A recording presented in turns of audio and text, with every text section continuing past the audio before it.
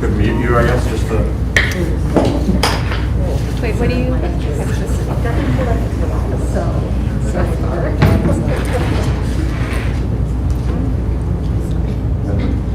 don't know, but I'm anymore. Yeah, we don't know if it's here or. So, we're doing it. Yeah, write it up as long as we can. The East Video Board and Horizon date is. Right. And then So we're like right in the behind the building, so above the dock park. So we have those. yeah, we'll see how this works. There's a lot going on. 3 computers, 2 TVs. Basically, which is going to be on our board for us. So the authority board. Just like usual, when you're done, throw it in there and I'll. Is Kendra still keeping the report in the conference room? Yeah, it might be good. Except it's very stylized right now. We got ready. Yeah, and now there's 4 people. Well, I think it already is. Waste of money. I mean, like, at least in kindergarten, That's totally 2 fine. weeks back.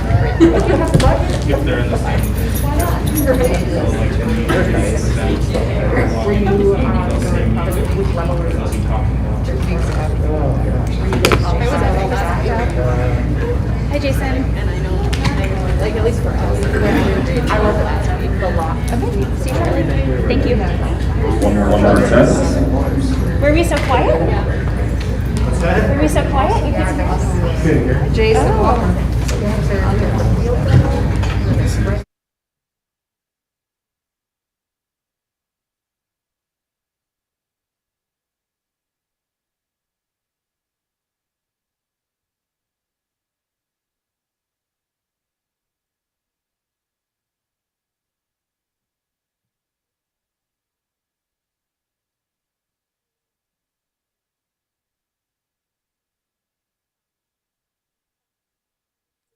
Test 1 2. Test 1 2.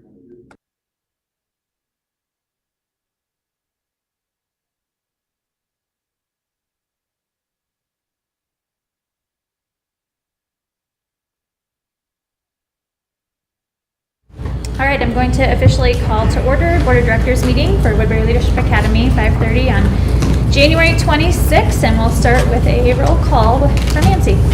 Mandy Folks, Here. Shannon Kelly, Present. Jason Livingston, Present. Brian Patrick, Here. Shelby Cole, Here. Natalie Schober, Here. and Jolene Skordal. Here. All right, and we will move into our mission and vision. Ryan, would you like to read it tonight? Sure. Do you want to pass it over? All right. The mission of WLA is to utilize leadership-based programs and strategies grounded in solid research combined with the demonstrated success of core knowledge curriculum as a basis of a rigorous overall educational program that builds strong skills in math, reading, literature, writing, music, science, and technology. The vision of WLA is to be a school where students and graduates become exceptional leaders and are prepared to take on the academic and leadership challenges they will face in high school and beyond. Okay. You didn't end up using it, but I'm going to swap you back. If you do want a paper copy, there's one. Sure. Okay. All right. So let's move into item 3.1, which is approval of our meeting agenda.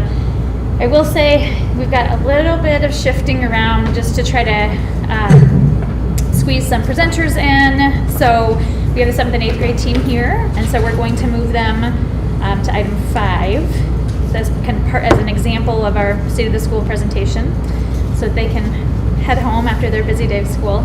And we also have a presenter that's coming to talk to us about strategic planning, and she was only available until 6:45, so we may need to kind of fit her in when we can as well. So I would like to make a motion to approve the meeting agenda with a couple of edits to the timing of some presentations.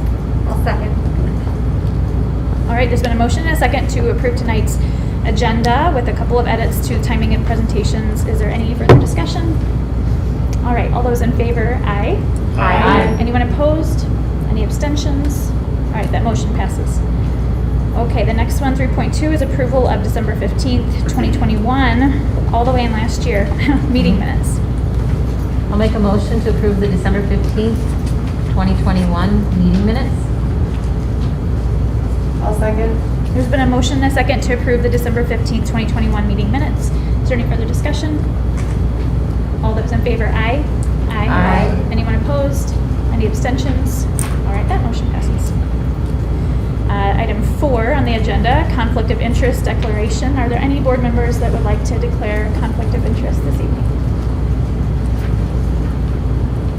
Okay, all right. With that, we'll roll right into our annual meeting, State of the School presentations. So just as a quick kind of explanation of this, we each year have an annual meeting, and we have kind of ebbed and flowed in the types of ways that we've presented information to our stakeholders, but this year we decided to do a brief State of the School presentation. We're going to have a couple of different presenters, so we'll probably let Kathy introduce our service learning, and this will be an example of some of the service learning opportunities that we have at the school. Jason and Sean are going to help us with expansion progress and facilities update. Brenda will provide a facilities update, and then we'll hand it back to Kathy and Kylie for a curriculum and leadership update. So Kathy, I will hand it to you. All right, thank you. Well, I'm going to introduce these two ladies, Autumn Handel, and she's our science teacher here, first year teacher at WLA. We're thrilled to have her for the middle school. And then we have Callie May, and she's brought lots of blankets to keep warm. This is the second time we've seen our 7th and 8th grade team here. They did a winter clothing drive, I think that was in November. And now they've got this blanket project for service learning. And I'm just very grateful that all of our teachers are working so hard in addition to everything else they do to help our kids come up with their service learning projects. So I'm going to turn it over to you two ladies, and please tell us what's going on and how your students have been spearheading this. Could we maybe have you move over here in Yep, front kind of of? stand up, make sure we get you on the microphone. Yeah. Maybe I should do that. Hold on, like, Jason, can I pass this around? Is this just a microphone or? Yes. Okay. All right. We also have 2 very short videos to show of our kids. Okay. So I just share my screen Yeah. and play them? Is that the best The way? green one? Sorry, Ben's asking his motion. Saying slide your screen for when they're going to Oh, share. mine? So that way it can be on these 2 monitors. Oh. So if you slide your Zoom window over. Are they using that? Yep, you're going to be logged on.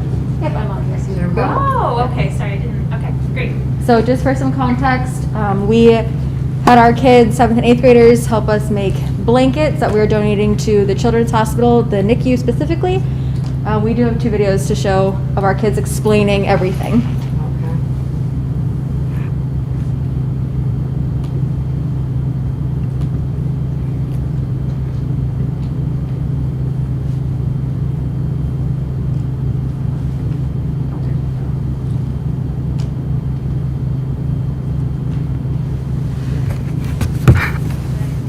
Academy, and we're making blankets for the next year. And about 380,000 babies are born premature. The NICU needs blankets for babies to keep them warm. And we are donating to the St. Paul Children's Hospital. So that was just our first video of it. And then we have one that kind of explains what they learned throughout this process. Yeah, and they also kind of tried to describe just what they enjoyed doing about it. So they kind of ramble a little bit about like how long it took to make them and things like that. So just some context for what they're talking about. Thank you, Maybe Autumn. turn it up a little bit? Yeah. That was max Okay. for me. If you Yeah, make so the it's not like screen hooked up full to this, screen, maybe but. Just like.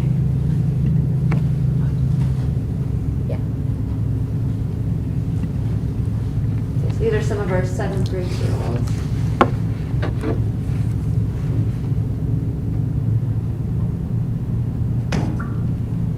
Hi. We're some students who made some blankets for our January service project. It was actually quite easy for me, but that's hearing from me, so what do you think? I thought it easy. Yeah? Okay. I think it took maybe around 20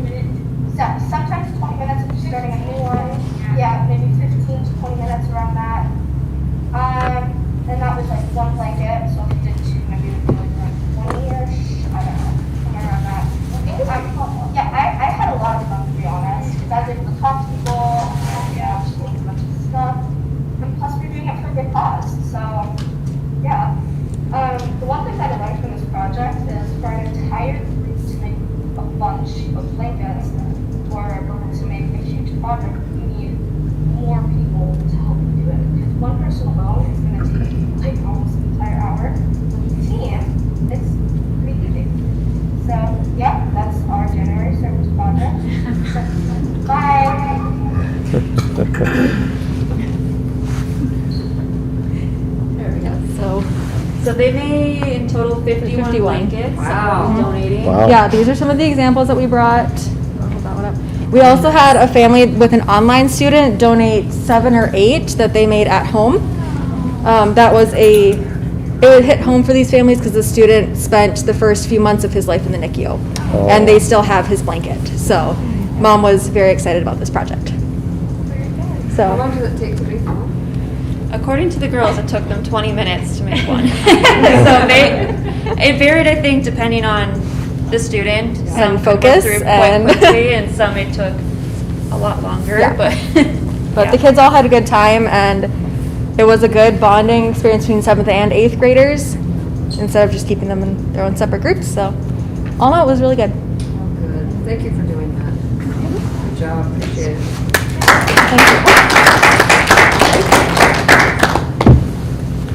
We good? Okay.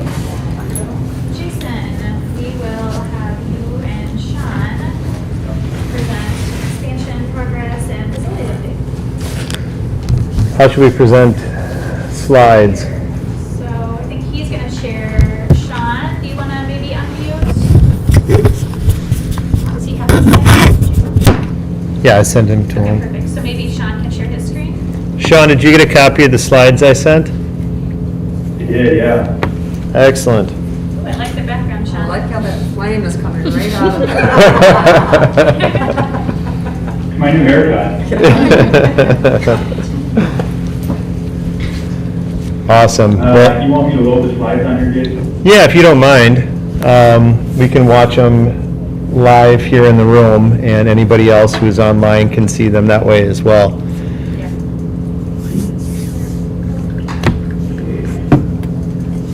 In the meantime, maybe you guys can introduce yourselves and Yep. what's your role and Yep, while Sean's pulling that up,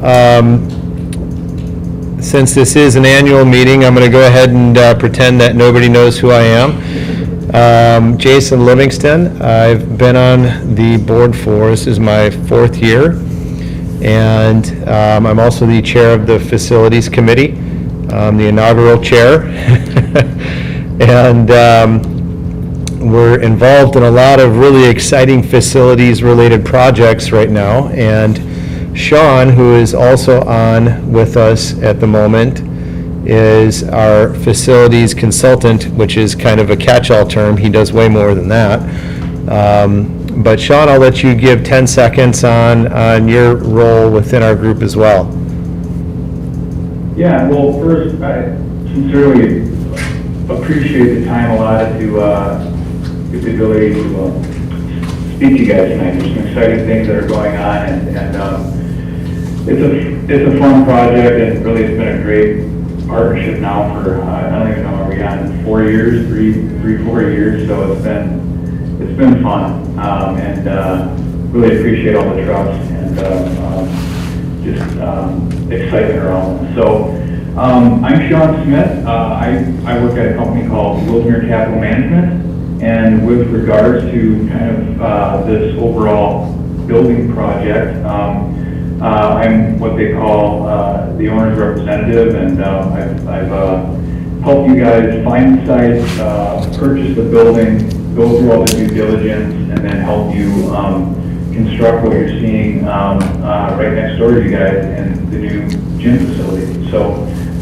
and making sure that we're on time and things are on budget. So.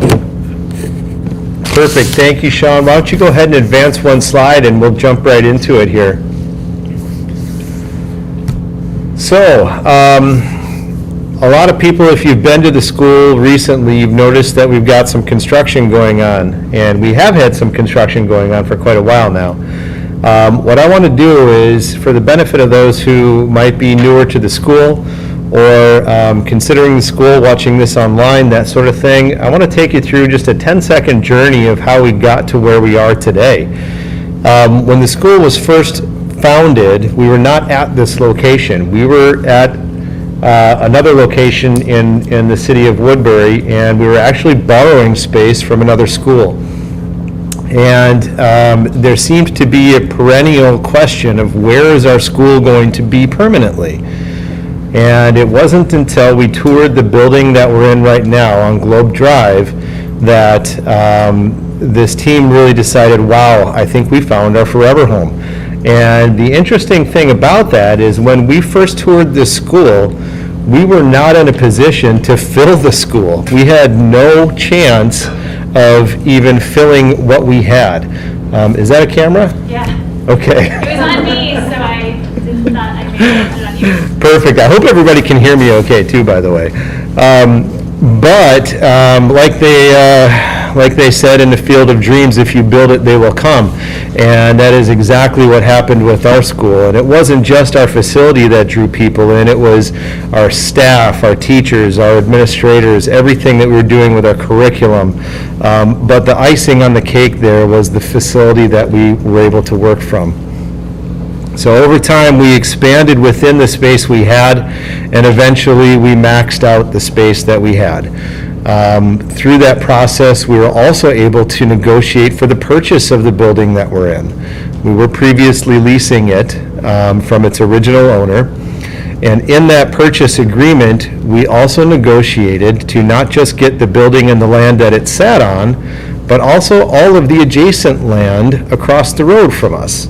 So all of the open fields that we see between our road and the frontage road also now belong to Woodbury Leadership Academy. And you'll see a little bit further once we get into our project updates, what our intentions are for the overall campus that we're building. So as I said, the school continued to grow, and we quickly realized that we've outgrown our space in the existing building that we have. So it became very obvious that we needed to add space and add space quickly. Part of that space is a gym. And Sean, why don't you go ahead and advance right now. Here's a quick shot of a rendering of what our school will look like in the very near future. Those of you who have been on site recently are now seeing the shell of what this will look like very soon. Go ahead and advance one more. This is not an exact rendering, but it's a relatively close rendering to what our gym facility will look like once it's completed. And I'll have you advance one more, Sean, and maybe you can talk us through a little bit more on the site plan and kind of where we're at today, if that's okay. Sure. So this is our overall site plan, and Jason mentioned kind of adjacent land and everything. So obviously, I don't. Here's the existing building that you're sitting in now, and then from a scale level, this is kind of nice to see. This is the new building that's going up now. All three levels will be connected via this linkway here. And there will be bus circulation, so all of the pain that seems to go extremely smooth every single morning and afternoon will be alleviated a lot with this bus circulation loop here. The existing building was about 70,000 square feet. The new building will be about 55,000 square feet, and so over three levels. And so the adjacent land that Jason spoke about are these two parcels here. So this is what we collectively refer to as Lot 3 right here, the smaller parcel, and then Lot 4, the larger parcel. Perfect. Yep. Let's jump ahead and just do kind of an overview of, man, this is going to be hard to see, but this is kind of the blueprints of what will be the main or ground level floor of the new gym building. If we look at some of the things on the main floor here that I might want to point out, there's a very nice concession space which is right off of the gym, and would we call that what would we calling that atrium area? We've been calling it a mezzanine. Yeah, so the entrance area right outside of the gym itself, one of the things that we planned for when we planned our concession area is to also include, I want to stop short of saying a commercial kitchen because that's not what it is. It's more of a warming kitchen. But it does allow for area of limited food prep, which could potentially become a place for us to stage, a meal service in the future, if that makes sense. So we have been hearing a lot of requests from families that hot lunches would be phenomenal, and I, for one, agree.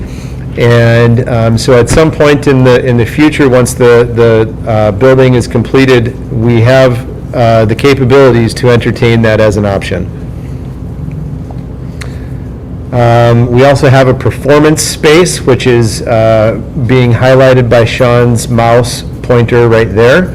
It is a stage, and we also have a sound system, limited lighting, other things like that. We've engaged with some consulting groups to help us kind of design what the best performance area might be. And we've also had a lot of different people providing input into this design. This isn't something that's been created in a vacuum. We have engaged with a number of different facilities that are existing, facilities managers, experts in the area, that sort of thing. So what we're putting together, we hope to, have a great facility for today and tomorrow, but also for 5 years, 10 years into the future as well. 20 years, 100 years, whatever it would be, right? So let's keep moving on. Second level is going to be an overlook on the gym, and there will be a running track. Wait, is the running track still in? Yep. Okay. We've been going back and forth on the running track. Circling on the second level, right above the gym. There's also a group of classrooms on second floor, as you see there as well. And then moving up to third floor. Anything else I should point out on second floor, Sean? What am I missing there?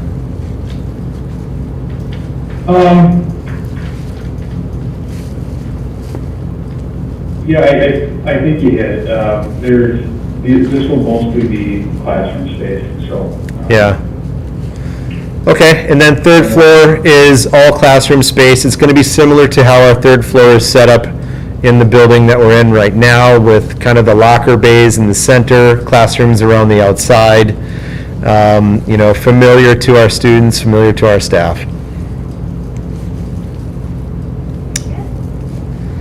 So, There might be one more rendering of the thoughts for the outside. yeah, next slide there. Did you want to go on to that, Jason, or should I, would now be a good point to show you some pictures of kind of how this has evolved? Yes, let's do that right now, and then from there we'll jump to our next section. Okay, can you still see my screen Yep. with the pictures I'm scrolling at? Okay, I'm just going to quickly blow through about 5 pictures here to kind of show you where we started. I like this picture here. It kind of shows you that we've demoed the existing parking lot. This was the start of it. The next phase is really what I'll call the footings. And so right here is a good picture that shows you all of the footings that were poured to support all of those precast wall panels. Yeah, there we go, it's a better one. So we have to put that in first, and then kind of shortly thereafter, we were dealing with some COVID issues at the plant that were making the precast, and so we jump-started some of the underground plumbing, but this is kind of some of the stuff that you just don't see. So these are all the plumbing stacks, and then we've also kind of done what we call the first lift of the parking area, and that that allows for settlement, and you can drive on it and get through kind of one season of the winter, and then you put that top layer on in the spring. So, and so from here is really the first look of what the panels showed up here. So we started in that corner, and it's important to phase and program these panels in a certain way, because this crane that you see here takes, it just takes a lot of time and effort to set up and then bring back down. So all of these are well thought out about how the panels are placed and where to start. This semi is interesting. This is how the panels show up. So semi by semi, all those panels come in. So there were a lot of trucks here for a while. Yeah. And the structural steel is probably another good one here. So this is that commons area outside of the gym. You can see these joists here. This is the steel decking that will basically make each floor.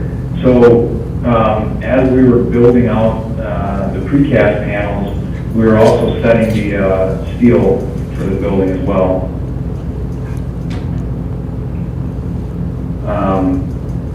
Another good one here is, this is kind of it all coming together now. So you can see the roof and these little slots here. That's what these little nubs fit into, and then they're also welded together as well. So you can see that crane still in the same place as it was.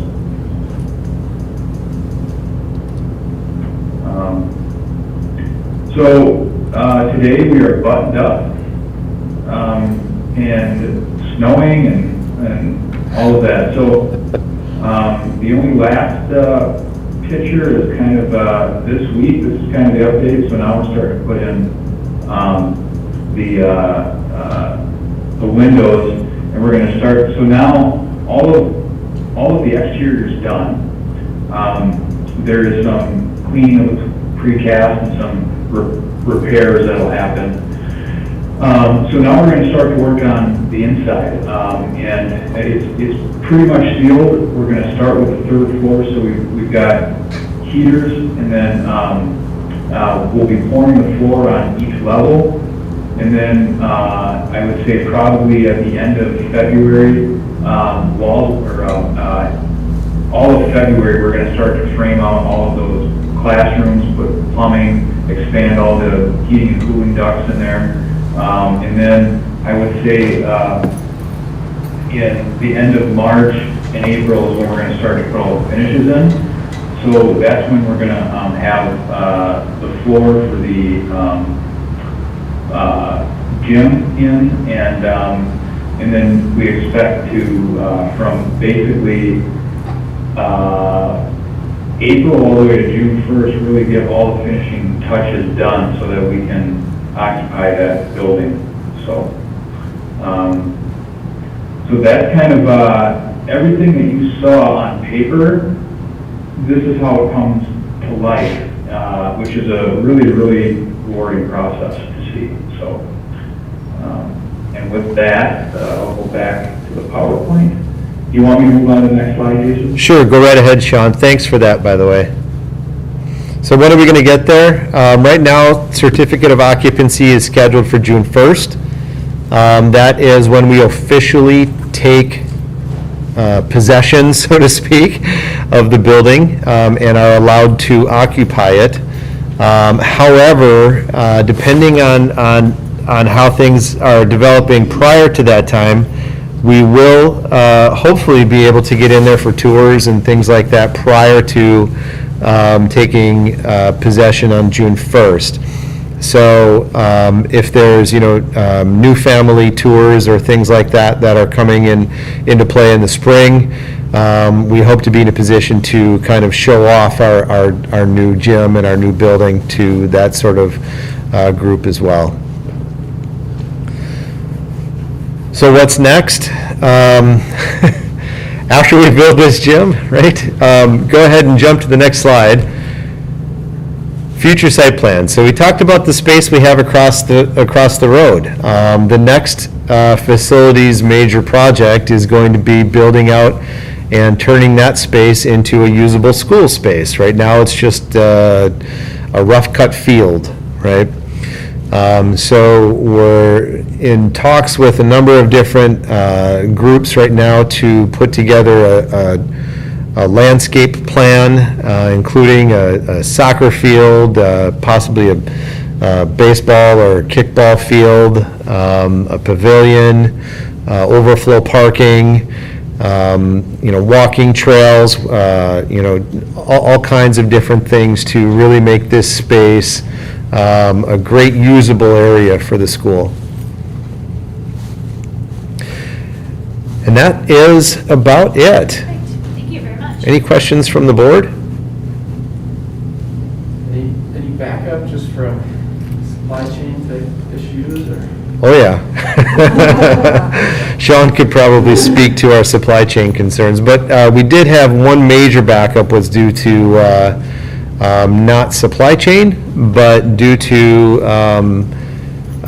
illness, COVID outbreak in the plant that manufactures our walls. So the whole plant was basically shut down for about a month. So it put us behind a little bit, but we're doing our best to catch up to that date.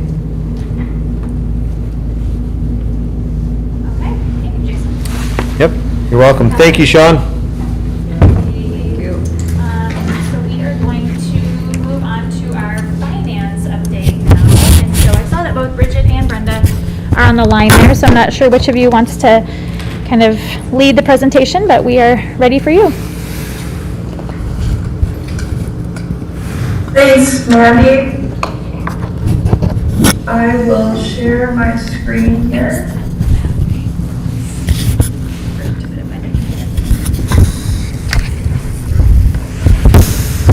Can you see that? Yes. All right.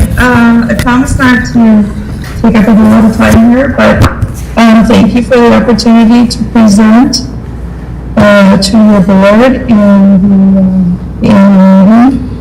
I'm Brenda Kess. I'm the CFO of Bergen KDB.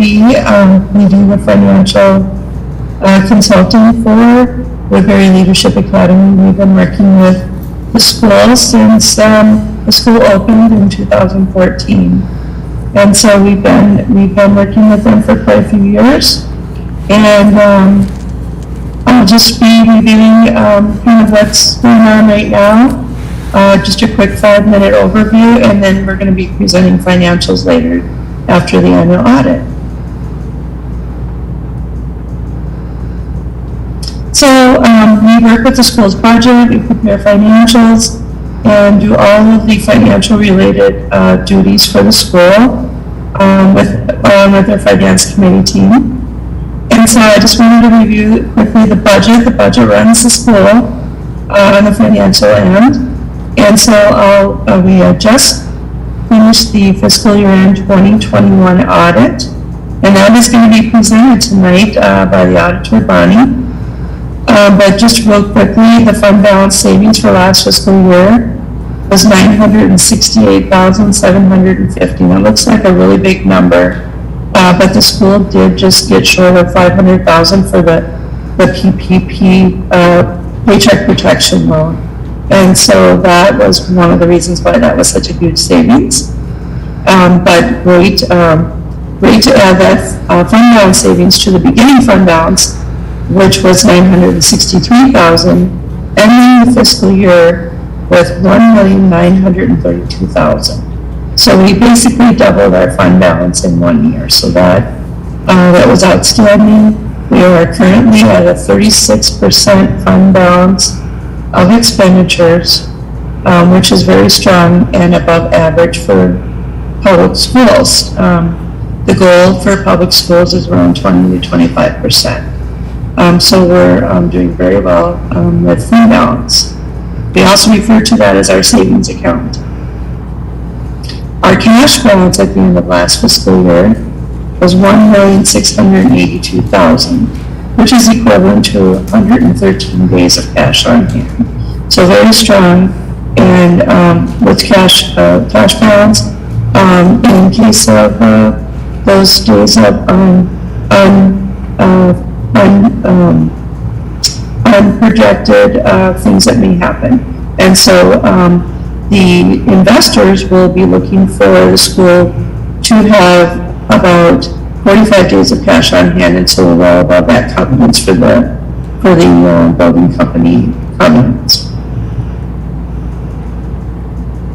Going into the current fiscal year, fiscal 21-22, we did revise the budget here at the last school board meeting on December 15. We have a projected enrollment driving the budget of 635, which is a conservative number. Our actual numbers are slightly higher than that. And so it's best to be conservative because we know that students enroll and unenroll during the school year. And so we're looking at an average of 635 ADMs, or average daily memberships. Our fiscal year fund balance is projected to end the school year at about 1.9 million, or 28% of expenditures. Now, the reason why that fund balance went down is because as you grow, that percent of ratio of fund balance to expenditures, since we are growing and adding to our expenditures budget, that number does go down as a formula. So that's how that works, but still very strong. So that's overall budget, just as a top line overview.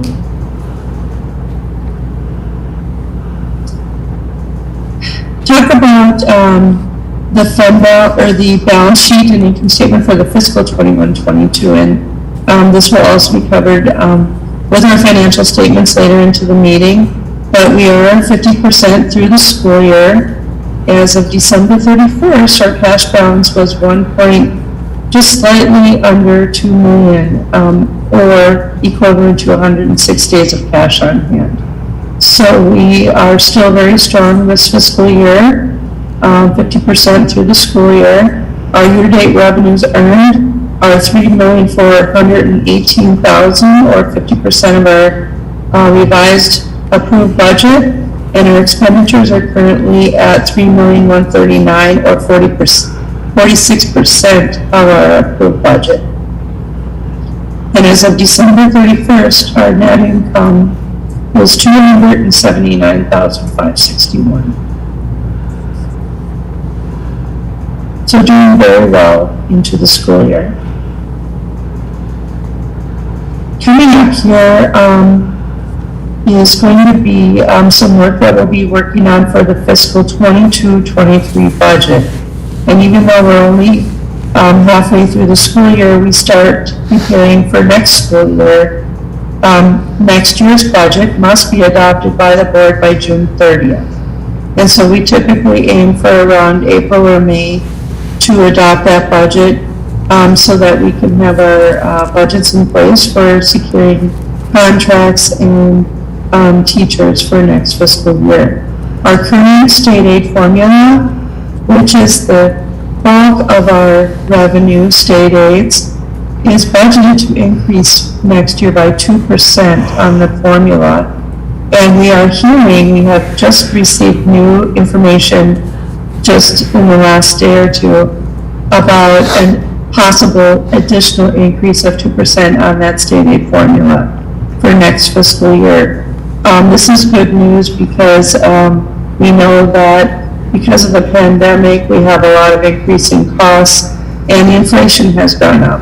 And so that will help us be able to balance our budget for next year. So we're hopeful that that actually does happen. So that was good news.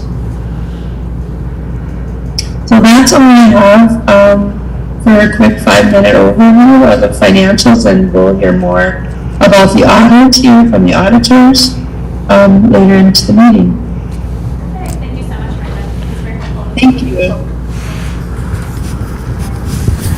Have a short curriculum update.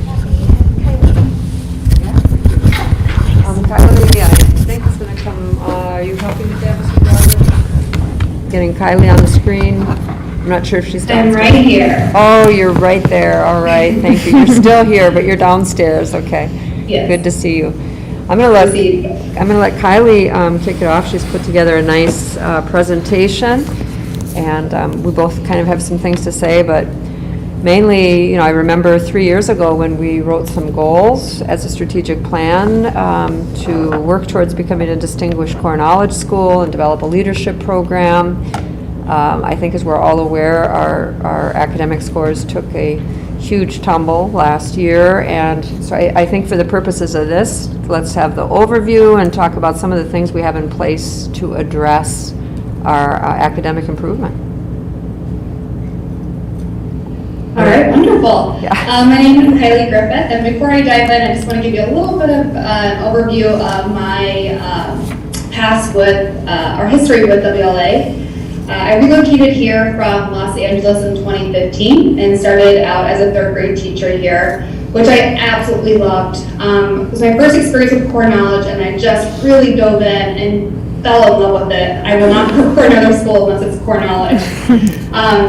And then I did that for 2 years, and then I went to Brussels, Belgium, and explored most of Western Europe with my husband. And then I came back to WLA because I love it so much, and I obtained my master's degree in educational leadership, as well as have been now an administrator with WLA. I do feel that I'm so blessed that I've had these experiences with this organization as a teacher, a board member, a governance committee member, and now an admin for 4 years. And it just has provided me such a wealthy lens of different perspectives within the organization. So I'm just so grateful, and thank you for letting me serve you, and thank you so much. So going back into the purpose of this presentation, I'm going to share my screen. Okay.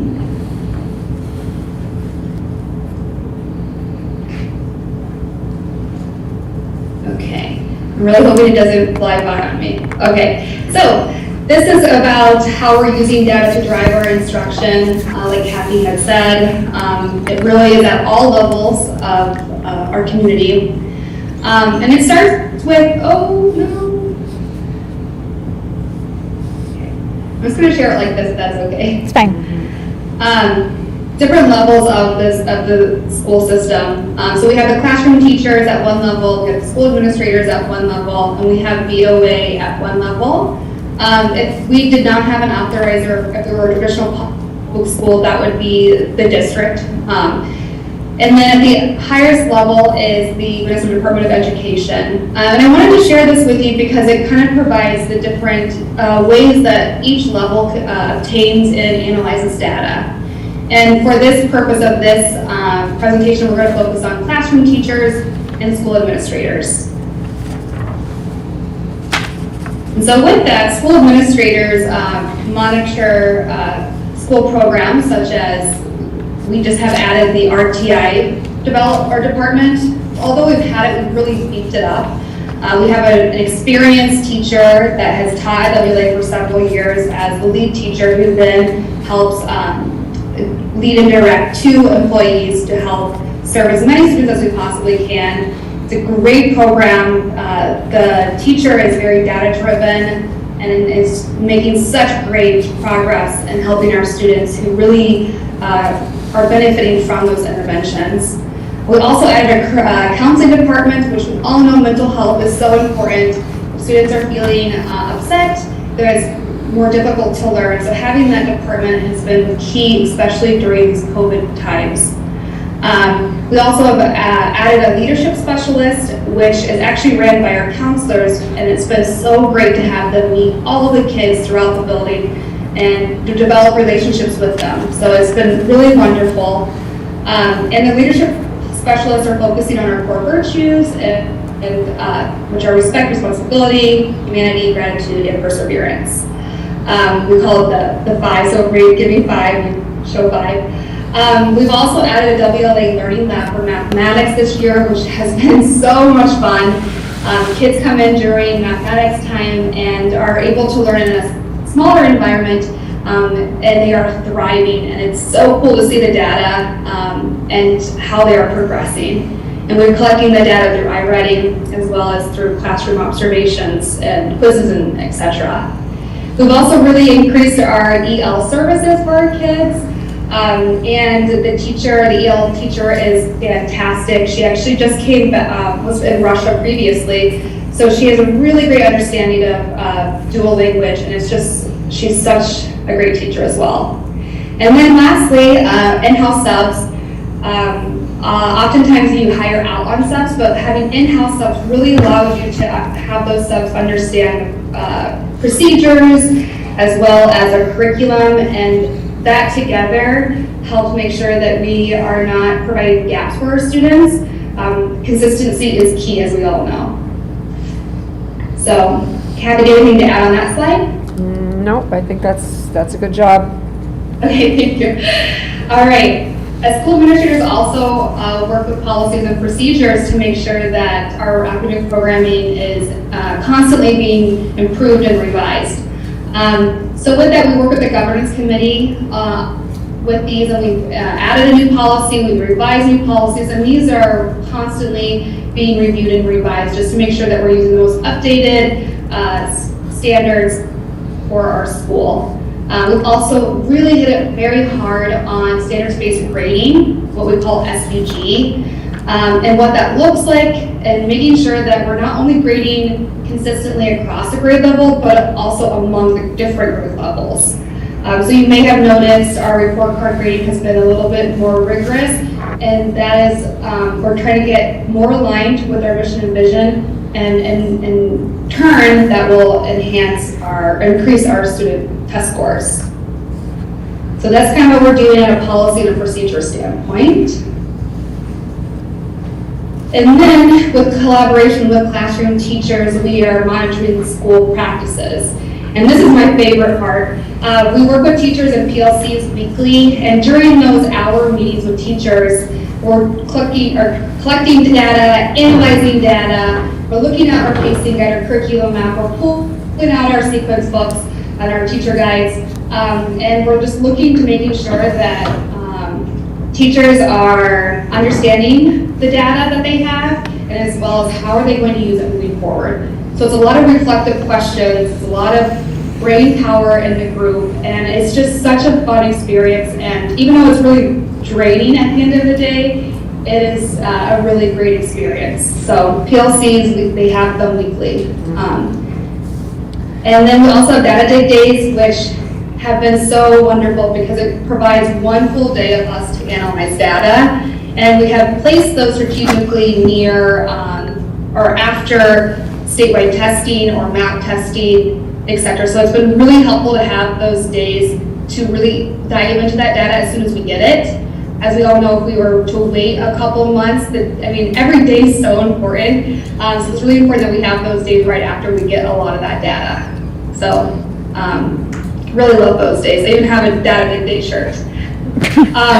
We also had Lexile training this year for reading levels because MDE is really promoted using Lexile to identify students' reading level and comprehension level. So we did some Lexile training this year. We'll continue to do that throughout the year. We collaborated with the Woodbury Library as well, just so they know we have one of our parents go to the library to kind of help guide them to find the book that's best for their child.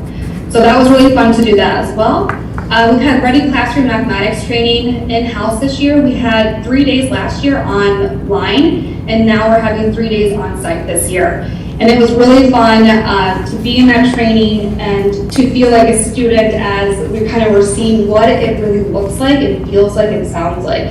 So that was really great. We've also have had MAP training this year, and we'll have MCA training next year or later this spring. And those trainings are really nice because it allows us to understand what the purpose of those tests are, as well as how to use those tests to move forward. So one of the things we're doing this year is we're taking MAP in the winter, which is the first time WLA has done that. And they actually provide indicators of how well students will do on the MCAs. So they are correlated. So we're taking that data this winter, which we start next week, and we will be using that to drive our instruction and really focusing in on those kids who are indicating that they will not meet. So we're going to kind of figure out what skills are they missing, and making sure that we are closing those gaps so that they do well on the MCAs in the spring. Thank you so much. And then parent-teacher conferencing training, we're really focusing on how to provide teacher or parents really valuable information. Oftentimes we are in a teacher language educational world, we use acronyms, and so we're really just trying to slow down and figure out how can we communicate with the families in a way that can really create a really strong partnership. So these next 3 slides, I'm going to go over examples of what we kind of do in PLCs. And here, we just did this on as you can see, on the 18th of this month. And this is a 4th grade curriculum map/pacing guide. And what you can see is it's by month, and it allows us to see what topics and skills teachers are covering in that month. And it also, this viewpoint allows us to make sure that we are aligning our curriculum vertically as well as horizontally. That's really big in core knowledge, as well as it saves a lot of time. We already have so many standards to hit, so it's really important that we maximize our time.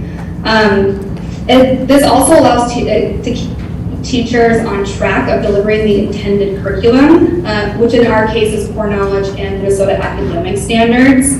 And because core knowledge and Minnesota academic standards are constantly revising their standards and their practices, this piece of document is constantly revised as well.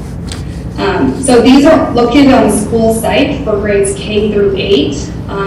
Specialists also have these, but I just want to point out in the far right bottom corner is when they were last revised. So you should see those being revised often. But hopefully this is really nice for parents as well as for teachers. And then I guess the last thing I want to point out is the numbers in parentheses just mean the number of days that they are on that topic or skill.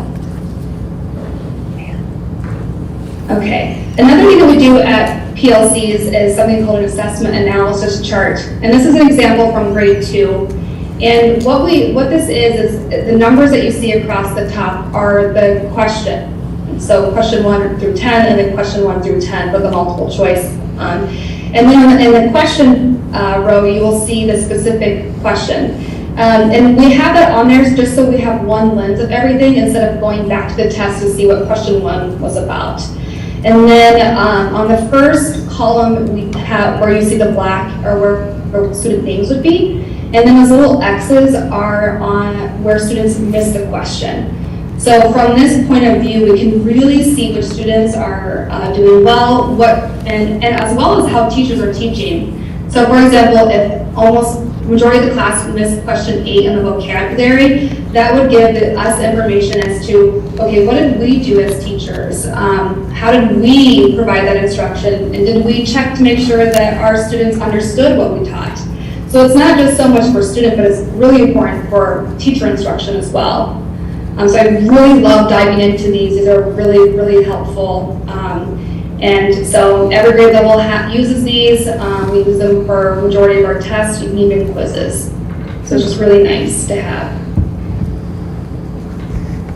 Okay, my last example is an MCA alignment example. And most districts do this, but I think ours is one of the best.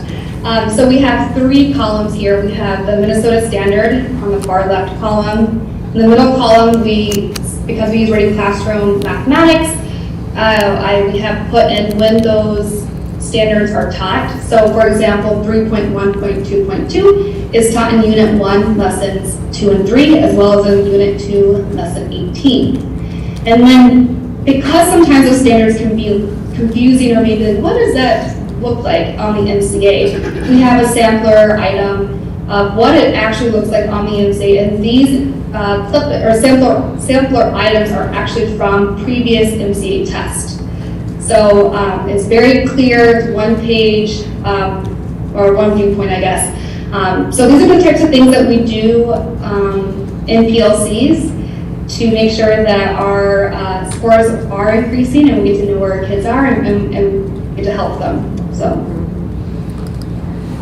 Kylie, really nice job, and I hope that by these samples, even though, I don't know how hard they are to see for everybody, but that the board can get a sense of how hard the teachers are working and using data-driven instruction, identifying areas that we need to strengthen.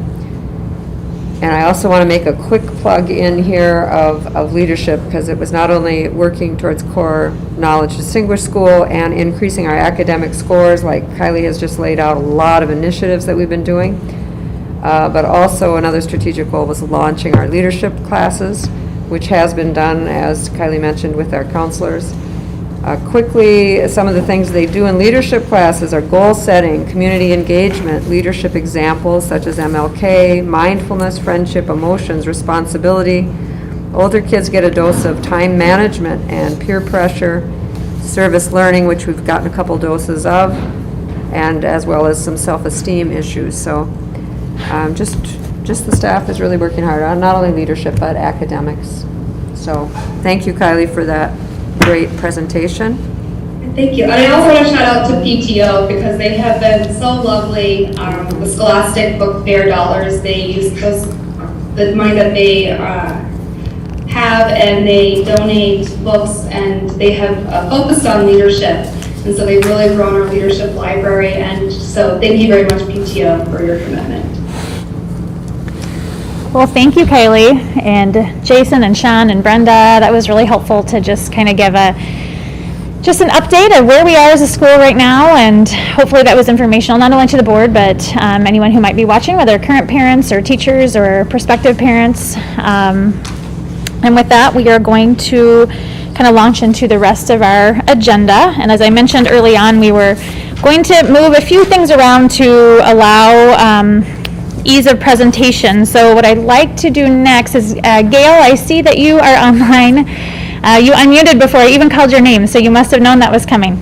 I knew that was coming. Thank you. Yes, well, thank you for being here. As you and I discussed that our board is coming to nearing the end of our strategic goals we set a few years ago, and we're going to be undergoing a new initiative, and we're looking for potentially a consultant to kind of walk us through that process. And so I'm introducing our WLA board to you, and would love to just spend a few minutes hearing a little bit about your organization and kind of how you help hold the hands of schools, specifically charter schools, through that process.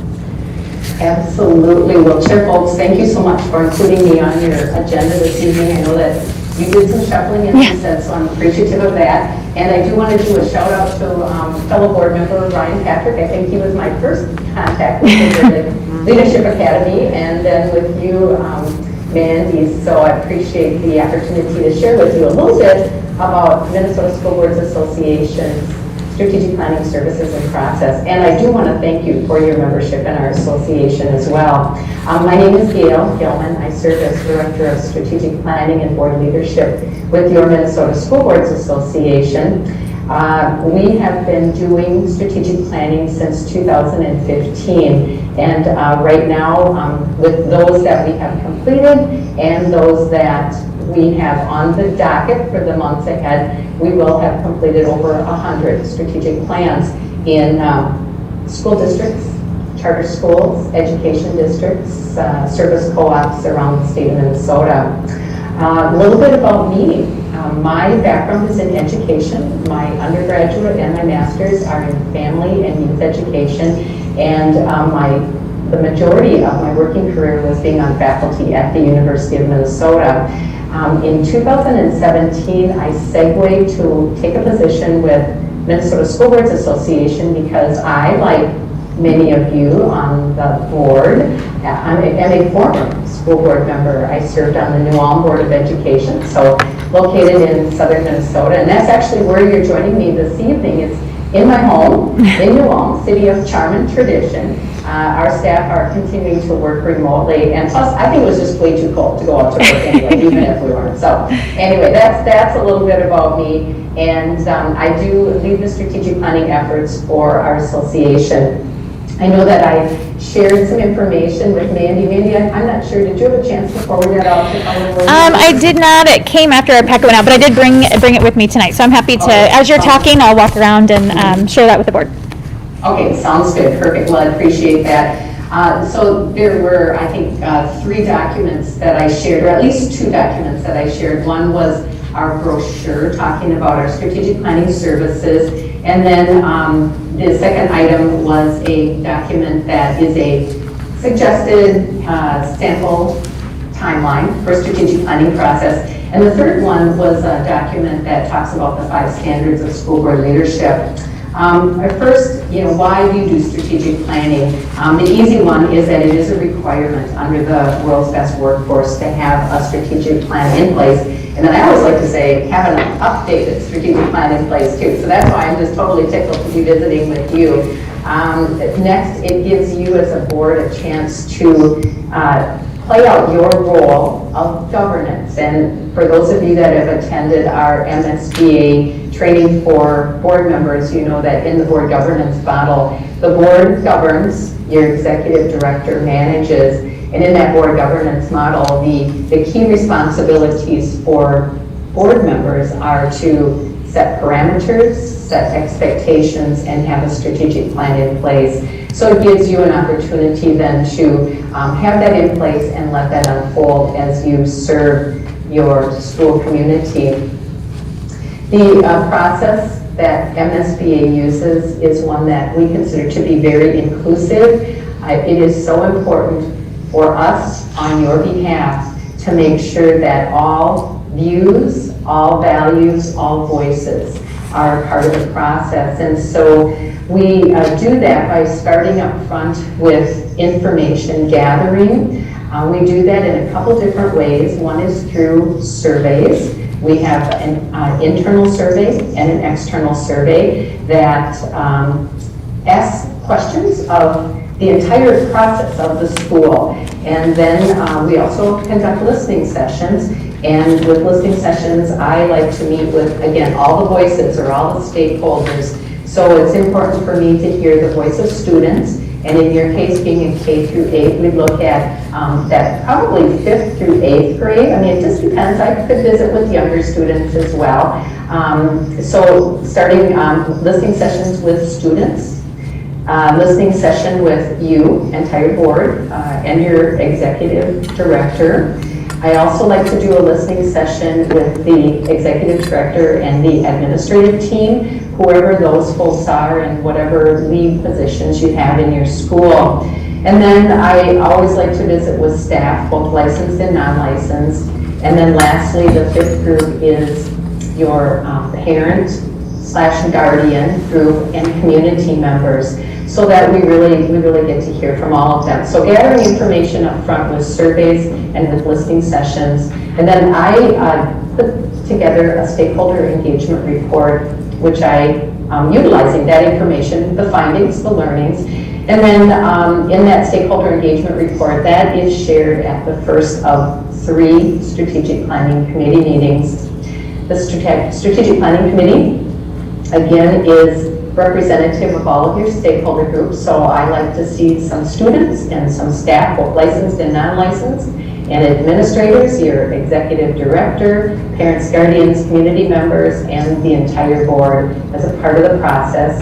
And the premises for your strategic planning committee is that they will be advisory to you as a board. And so we're going to lift up all their ideas, create that strategic plan, and then ultimately you as a board will have the final say in that document.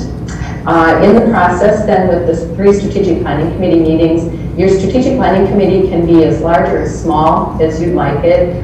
Usually I say 4 to 6 students, 4 to 6 staff, entire board, 4 to 6 administrators, and 4 to 6 community parent guardian groups. But again, that is totally up to you. Sometimes the planning committee is as small as 15 to 20, and sometimes with some of the really larger schools that I've worked with, we've had 35, 45, just under 50 in some of them. So that we can be pretty flexible. At the first committee meeting, I will share the stakeholder engagement report, and then I'll also ask your executive director to do a state of the school update. I do have a template for that I can share. And during that meeting, we'll start sifting through what we've learned to help start identifying focus areas for your next strategic plan, focus areas or themes. The second committee meeting, we will focus on the foundational elements of the strategic plan, and those include belief statements or value statements. So belief statements, mission, and vision. Now, I know that you already have a mission statement and a vision statement. I know that you've got your 5 core virtues as well. So in your case, my question would be, do you want to keep them as is? Do you want to review and possibly revise? Or do you want to toss them out and start all over again? So I really let you direct what that discussion is. But at minimum, I always like to talk about them because I think that just, as a foundational element, that just does set that foundation for your strategic plan, and it's important to have those in mind as we move on to the third meeting, which is then talking about goals and objectives that tie into those themes or focus areas. The end product is what we call a plan on a page. Having been a board member, I know that sometimes too many big documents get lost in the shuffle. So we like something that is clear and concise.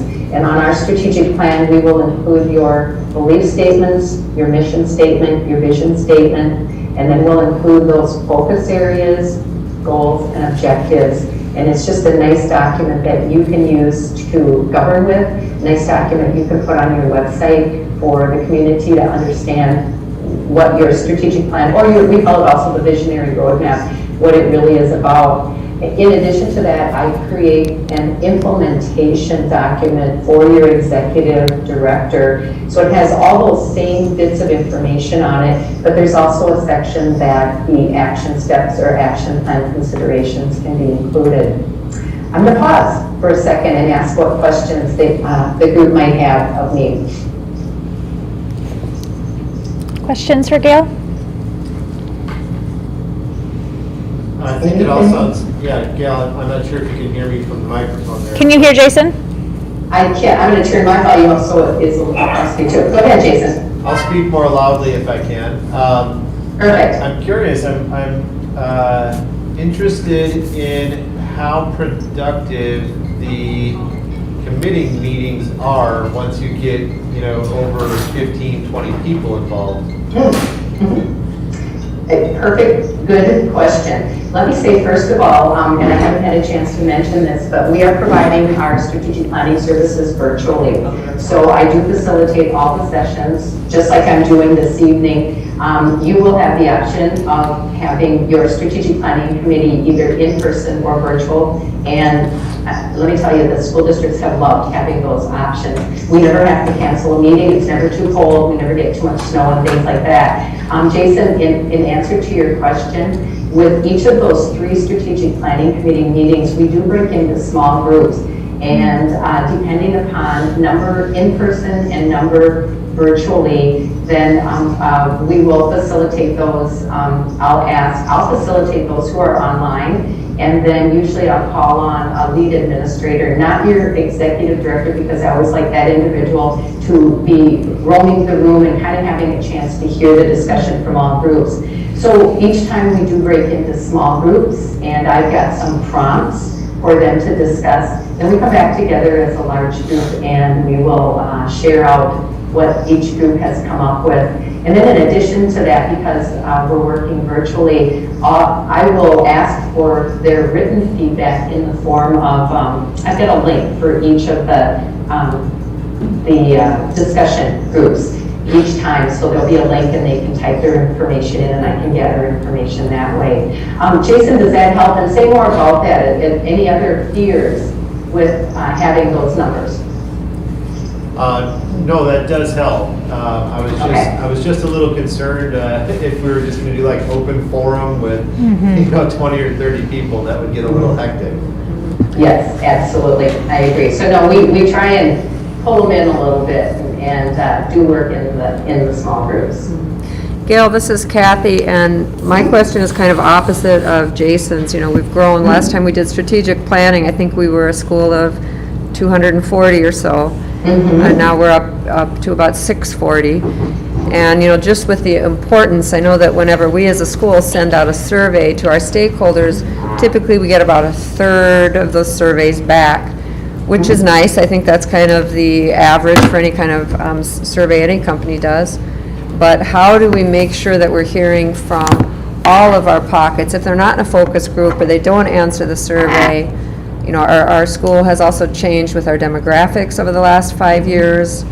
We love our families, our kids, our staff, but we do want to hear from not just the loudest ones. We want to hear from all of them. So how is that really going to happen?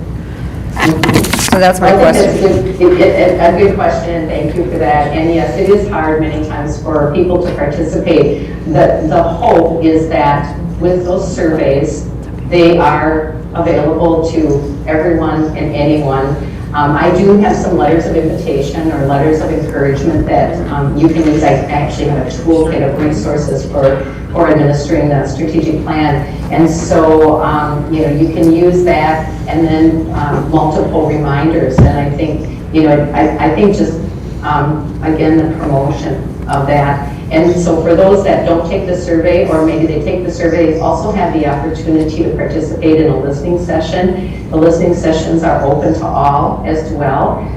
So, no one is left out. So hopefully between the surveys and the listening sessions, we'll get a nice cross-section. And hopefully that one. And then with your strategic planning committee, getting a nice cross-section there too, to make sure that the voices that aren't always heard or at the table, or not always, maybe those that are somewhat negative, bringing them in on the strategic planning committee. Kathy, does that help? Yeah, that helps a bunch. Thank you. Okay, good. Other questions for Gail? Okay. Gail, any closing comments?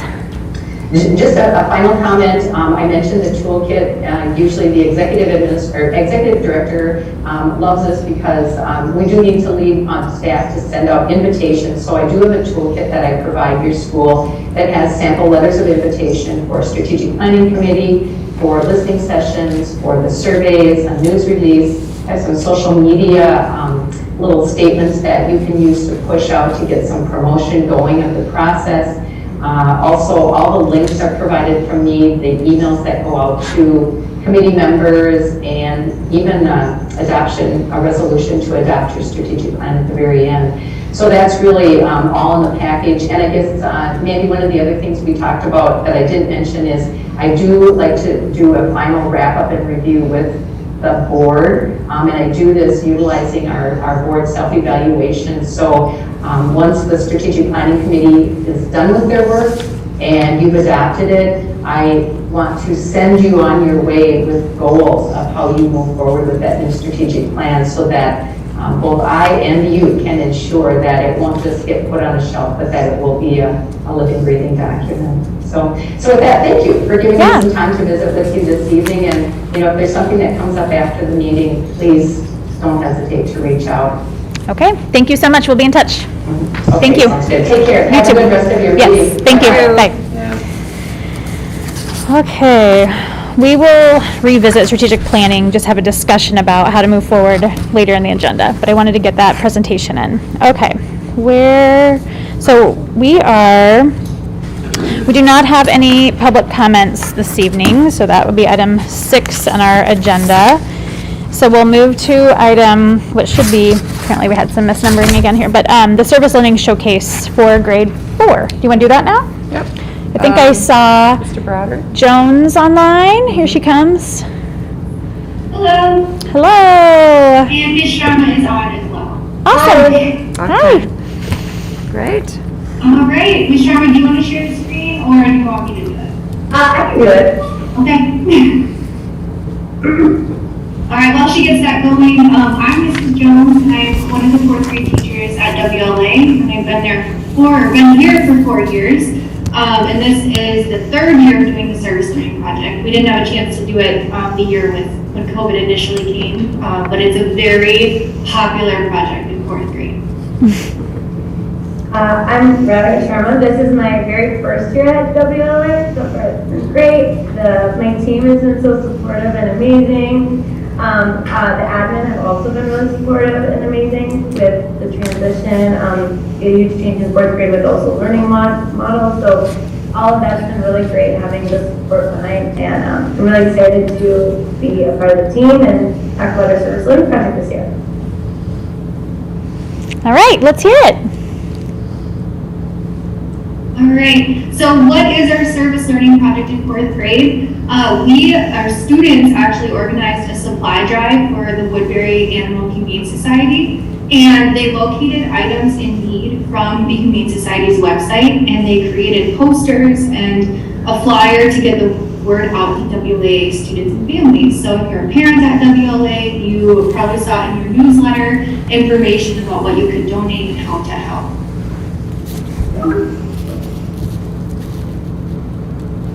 So the service learning project, fourth graders were able to come together. We made some beautiful posters about that and put them up around the school. And we hope to kind of get that whole school involved in a pet supply drive for the Humane Society. The kids are really excited about it as well. Yes, I don't know about you, Ms. Sharma, but I got like 2 or 3 parent emails. We introduced it on a Friday, we first talked about it, and over that weekend, it just like blew up. The fourth graders were having like poster parties and like canvassing the neighborhood. It was very popular that first weekend, and families were pretty excited about it too. Absolutely, yeah. The kids really, they felt really sad about all of the animals that were needing some help. So I think that definitely helped with the drive a lot. And our box is pretty full. Very full. And here's just some pictures of a couple students making their posters and some friends that hung it up in the hallway. It was really sweet. When I had some of my students hang up the posters, they actually ran into some classes and they're like, well, what's the pet supply drive? And they were able to like speak in their own words and really explain why it was important. And I wasn't expecting that, so it was really cool to see. They didn't need to look at the information or look to me to provide that information. They were just so jazzed about it. They were telling everyone. And I had to get some kids out of the hallway. I'm like, okay, next group. So this was what we intended for our video, what the kids kind of talked about for our service learning project, and how we incorporated our core virtue of perseverance for the month into that service learning project. Also, let me know if you cannot hear it.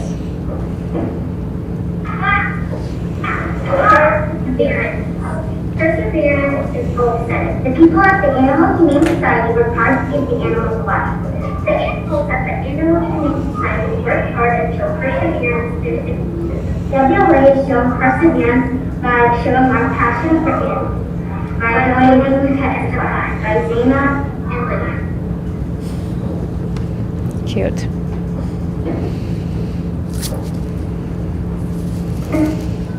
Our service learning project is about helping animals of the Woodbury Humane Society and giving them helpful advice. Our current core virtue is perseverance. The project is connected to perseverance because the animals persevere through all the suffering.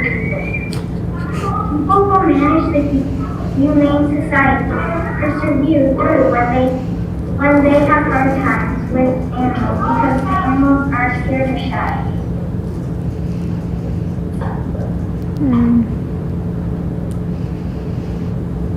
And this is how it turned out. We've actually received a ton more since I took this picture. It's really sweet because some students are like, they realize they forgot to donate or they just keep coming by our rooms and dropping off more supplies. So I have the box in my room right now and it seems to just keep building. So I'm going to wait for the rest of this week and then drop it by the Woodbury Humane Society. I think that might be it. Yeah, I think that's it. Any questions at all about our service learning project? I just want to thank you, ladies, and thank your team for doing this. I thought it was really fun. I made sure that I brought something after I saw some of the parents drop off some gourmet pet food. I'm like, are you kidding me? Yeah. Like, wow. They didn't go to Walmart for it, for sure, and I thought, I better step up. But I don't know, it's just, all our service sorting projects I like, but this one is just kind of special, just because it had the heart of the kids, you know, really, especially after that hamster ordeal we had last year. Oh my gosh, I forgot about that. Yeah, I shouldn't have brought that up, okay. That's tough. That was a tough one, yeah, okay, but good job, good, thank you. Well, thank you. Great job, fourth grade team. Okay. All right, well, we will keep moving here. So the next is my board report. And really, I think the only thing I have to maybe report is I did have a teacher who reached out with interest in potentially applying for the open teacher role on our board. So I directed them to the paperwork that we have online and I have not gotten the paperwork back yet, but I assume that we will probably soon. And typically what we do in that case is have an interview with the person. We have kind of historically done, I think I guess you'd call it the admin or executive team of the board, meet with the individual, you know, read over their paperwork and see why, you know, what their thoughts on why they want to join the board and what they think they can bring to the table. And then, so if Jolene and Natalie maybe want to help with that, and then if that, you know, interview goes well and collectively feel like the member would be a good addition to the board, then we would potentially bring it to you all for your thoughts and as a board decide whether we want to move forward with that appointment or not. So more to come on that. Okay, executive director report. Okay. You'll notice that it's only 2 pages instead of 4, so really trying to be concise. Letting everyone know that the enrollment lottery will close here Monday, January 31st, and then Tuesday, February 1st, Kathy, Nancy, and Jolene will go ahead and observe the lottery process. It's mainly watching Nancy hitting the button, and it's very anticlimactic because that's it, you know, it's not like...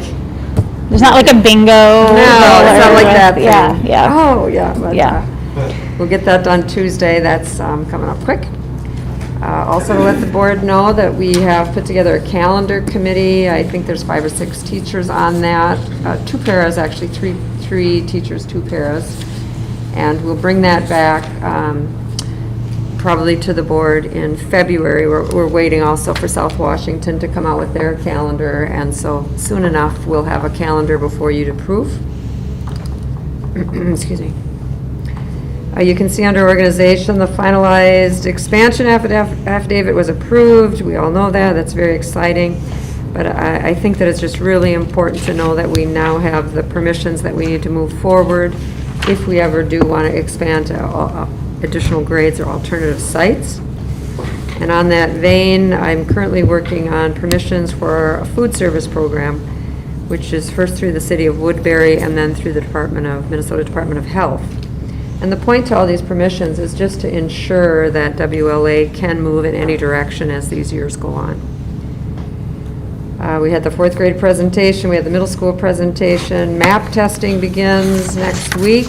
We're very excited, Kylie and I are very excited for sure to see the results of these efforts that she outlined in her curriculum presentation. Am I going too fast? Am I okay? No, you're good. All right. November, I'm sure that Brenda will talk about it when she does her financial report here. We do qualify for an additional $122,000 and some odd change, which she'll make the correction of. That's pretty exciting because it's just another round of ESSER 3 funds. We did get a similar amount of 120 or so. I think this was last fall or late summer, so I just want Brenda to be able to explain that so that you're not thinking that we're giving you redundant information. This is indeed some new money that we'll have the opportunity to spend this year, or we can carry it over into next year. Under Human Resource Management, you'll see that we have a student teacher on board, and she's doing a good job. She's working in grade 3 with Miss Kerner. Miss Kerner took that on. She's a St. Scholastica student. I think that she has worked as a paraprofessional in the education setting for, what, 8 years, Ben? Is that about right?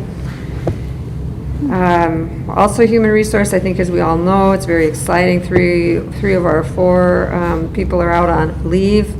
The 4th will go out by Friday at the latest, and just a real kudos to Ben Broderick. I know I've done this several times, but due to his early preparations and getting substitutes from the local community rather than teachers on call, we're really well set up, and not only for this uptick in COVID that we've had, which is now a downtick, that seems to be going down now for us, but to make sure that these leaves of absence have been covered. So good job, Ben. I have something in there under effective learning environment about additional weather-related closure days, and we didn't have to do this today, so that was wonderful. But as you can see, we've been setting up. Another thing on the teacher plates over the last couple weeks has been to set up for these kind of weather days so that we don't have to add days to the calendar. Actually, I have the upcoming virtual dance is February 10th, and I have that on here. It's just so wonderful. So I would encourage any of our families that are listening to make sure that your kiddos can sign into that. It's really fun to see the different outfits that the kids wear, and some of the families or the kids maybe have decorated some of their rooms. Some of the kids are just dancing in the kitchen. It's just fun. Were you at that, Natalie? Anybody at it? Yeah, I danced for about 3 hours straight on that one, and it's just great. My husband kept walking through the living room looking at me like, are we not done yet? And I'm like, I'm having a ball. So anyway, that's coming up February 10th. Big thanks to the PTO for setting up that kind of stuff. It's just so important for our kids, and I guess for me too. But I'm going to turn it over for another presentation, and this is on some marketing efforts. We're really organizing ourselves. Nancy's been a big help with marketing also, but Ben and Kylie have really come up with a good plan. I told Kylie she could take 5 to 8 minutes. Ben said they had to be through it in 2 to 3 minutes. I think it's going to go quick. My guess is it'll end in about 4 minutes, but that will end the director's report presentation. Okay. But if there are questions, let me know, or if there's more information you need, send me an email and I can give a more thorough report next month. Is the lottery full? We don't know yet. We have, it's getting there, but I don't know that all grades are full yet. I think last I heard we had over 80 signed up for kindergarten, which is right where we want to be, and that will keep growing. But I think we're headed to the right numbers. Okay, Mr. Broderick. For my 4 minutes. Yeah. Sorry, I'm done. Yep, there we go. If you don't know me, I'm Ben Broderick. I'm the assistant principal at the Woodbury Leadership Academy. This is my 3rd year at WLA. Spent the last 2 years as the dean of students, and this is my 1st year as assistant principal. It's also the first assistant principal that WLA has had, so I'm very honored to be the first one here and try to do my job the best I can. We have been meeting recently to talk over some marketing efforts. Dr. Mortensen, myself, Nancy, Kylie, and we pulled in a few teachers here and there to kind of get their perspectives, because as the saying goes, if you build it, they will come. We want to make sure that we can fill the facility that we are building. So we don't want to rest only on that saying, but in fact go out and try and get some quality families to join us here at WLA. So really a 3-prong approach. First one that we looked at was kind of our digital marketing strategy. What are we going to do to help draw people to WLA? And that started with our website. We wanted to make it easy for people to navigate, easy for people to enroll.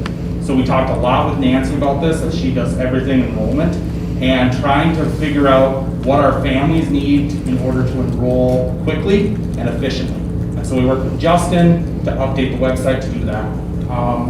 We also did some things to draw more attention to the website, to draw more attention to where we're enrolling and how to navigate our site. Okay? Let's see, we're adding websites and webinars.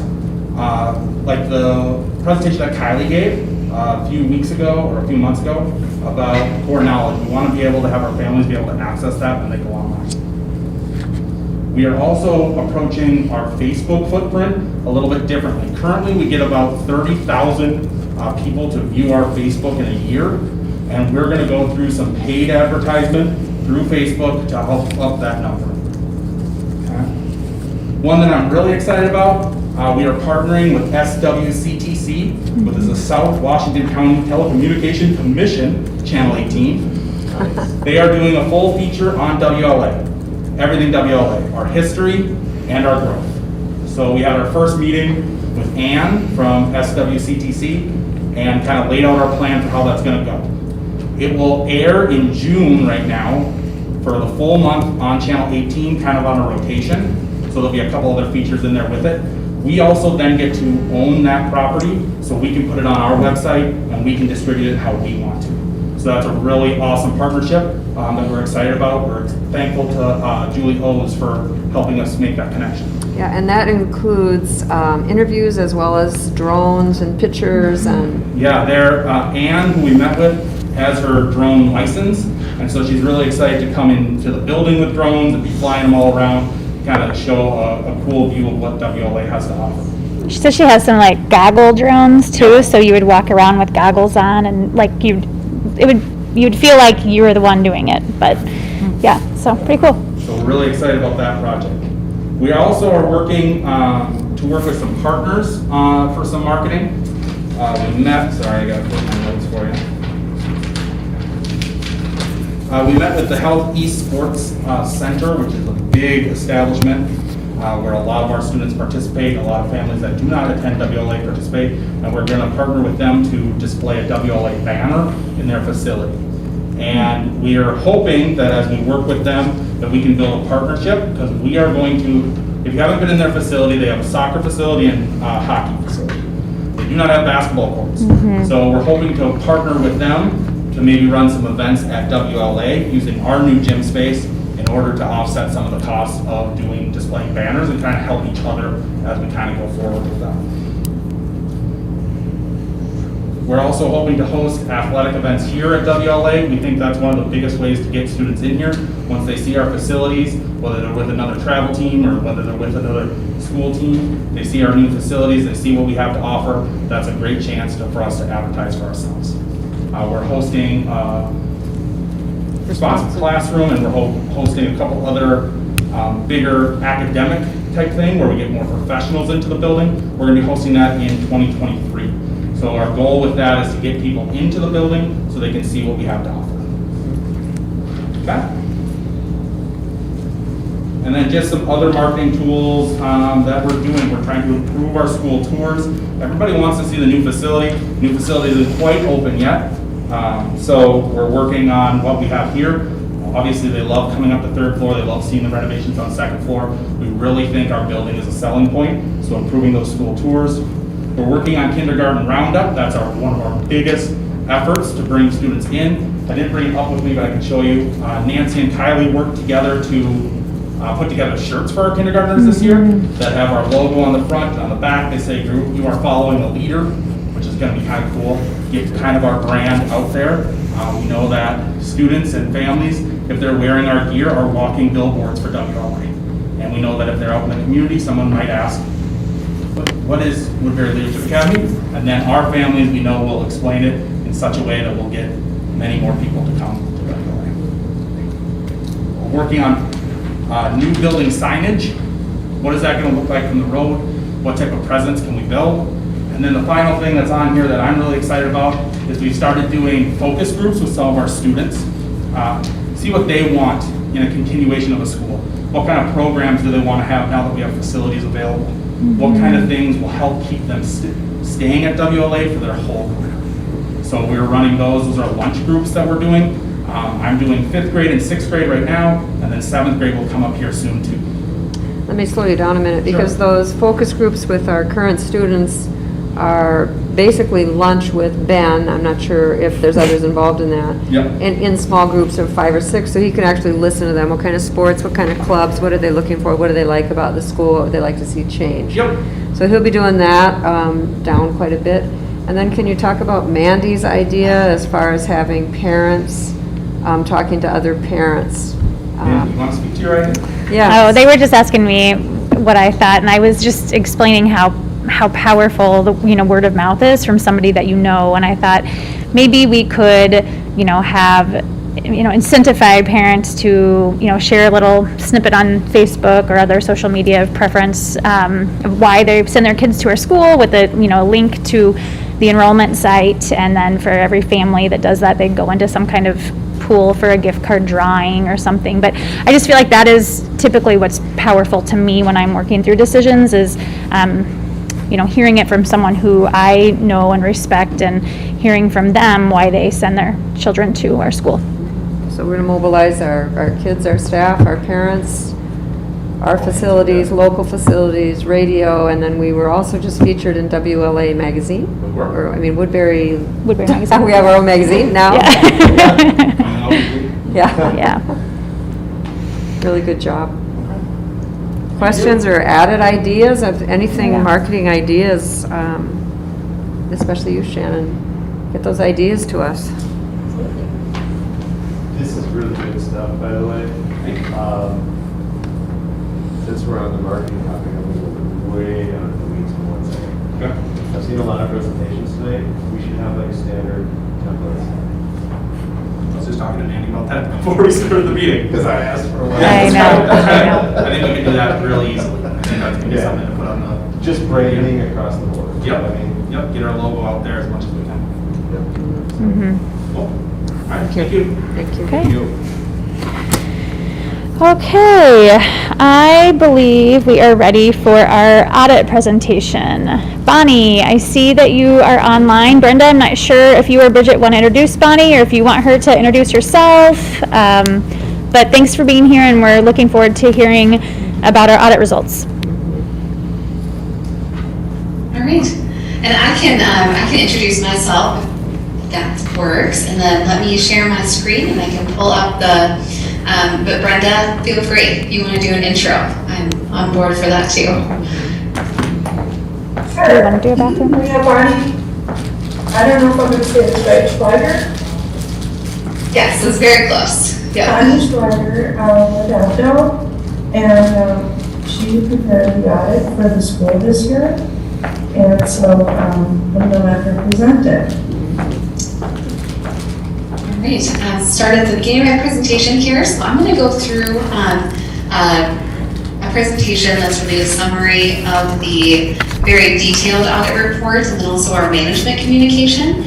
If you have any questions on the detailed audit report that we also produce, I'd love to go through that too. But this should cover most of that information. And if you have any questions while I'm going through this, please feel free to stop me and we can go through questions as they come up. So I'm going to start with talking a little bit about our audit opinion, and then we'll go into some of the financial results. There's also some comparative information in here as well.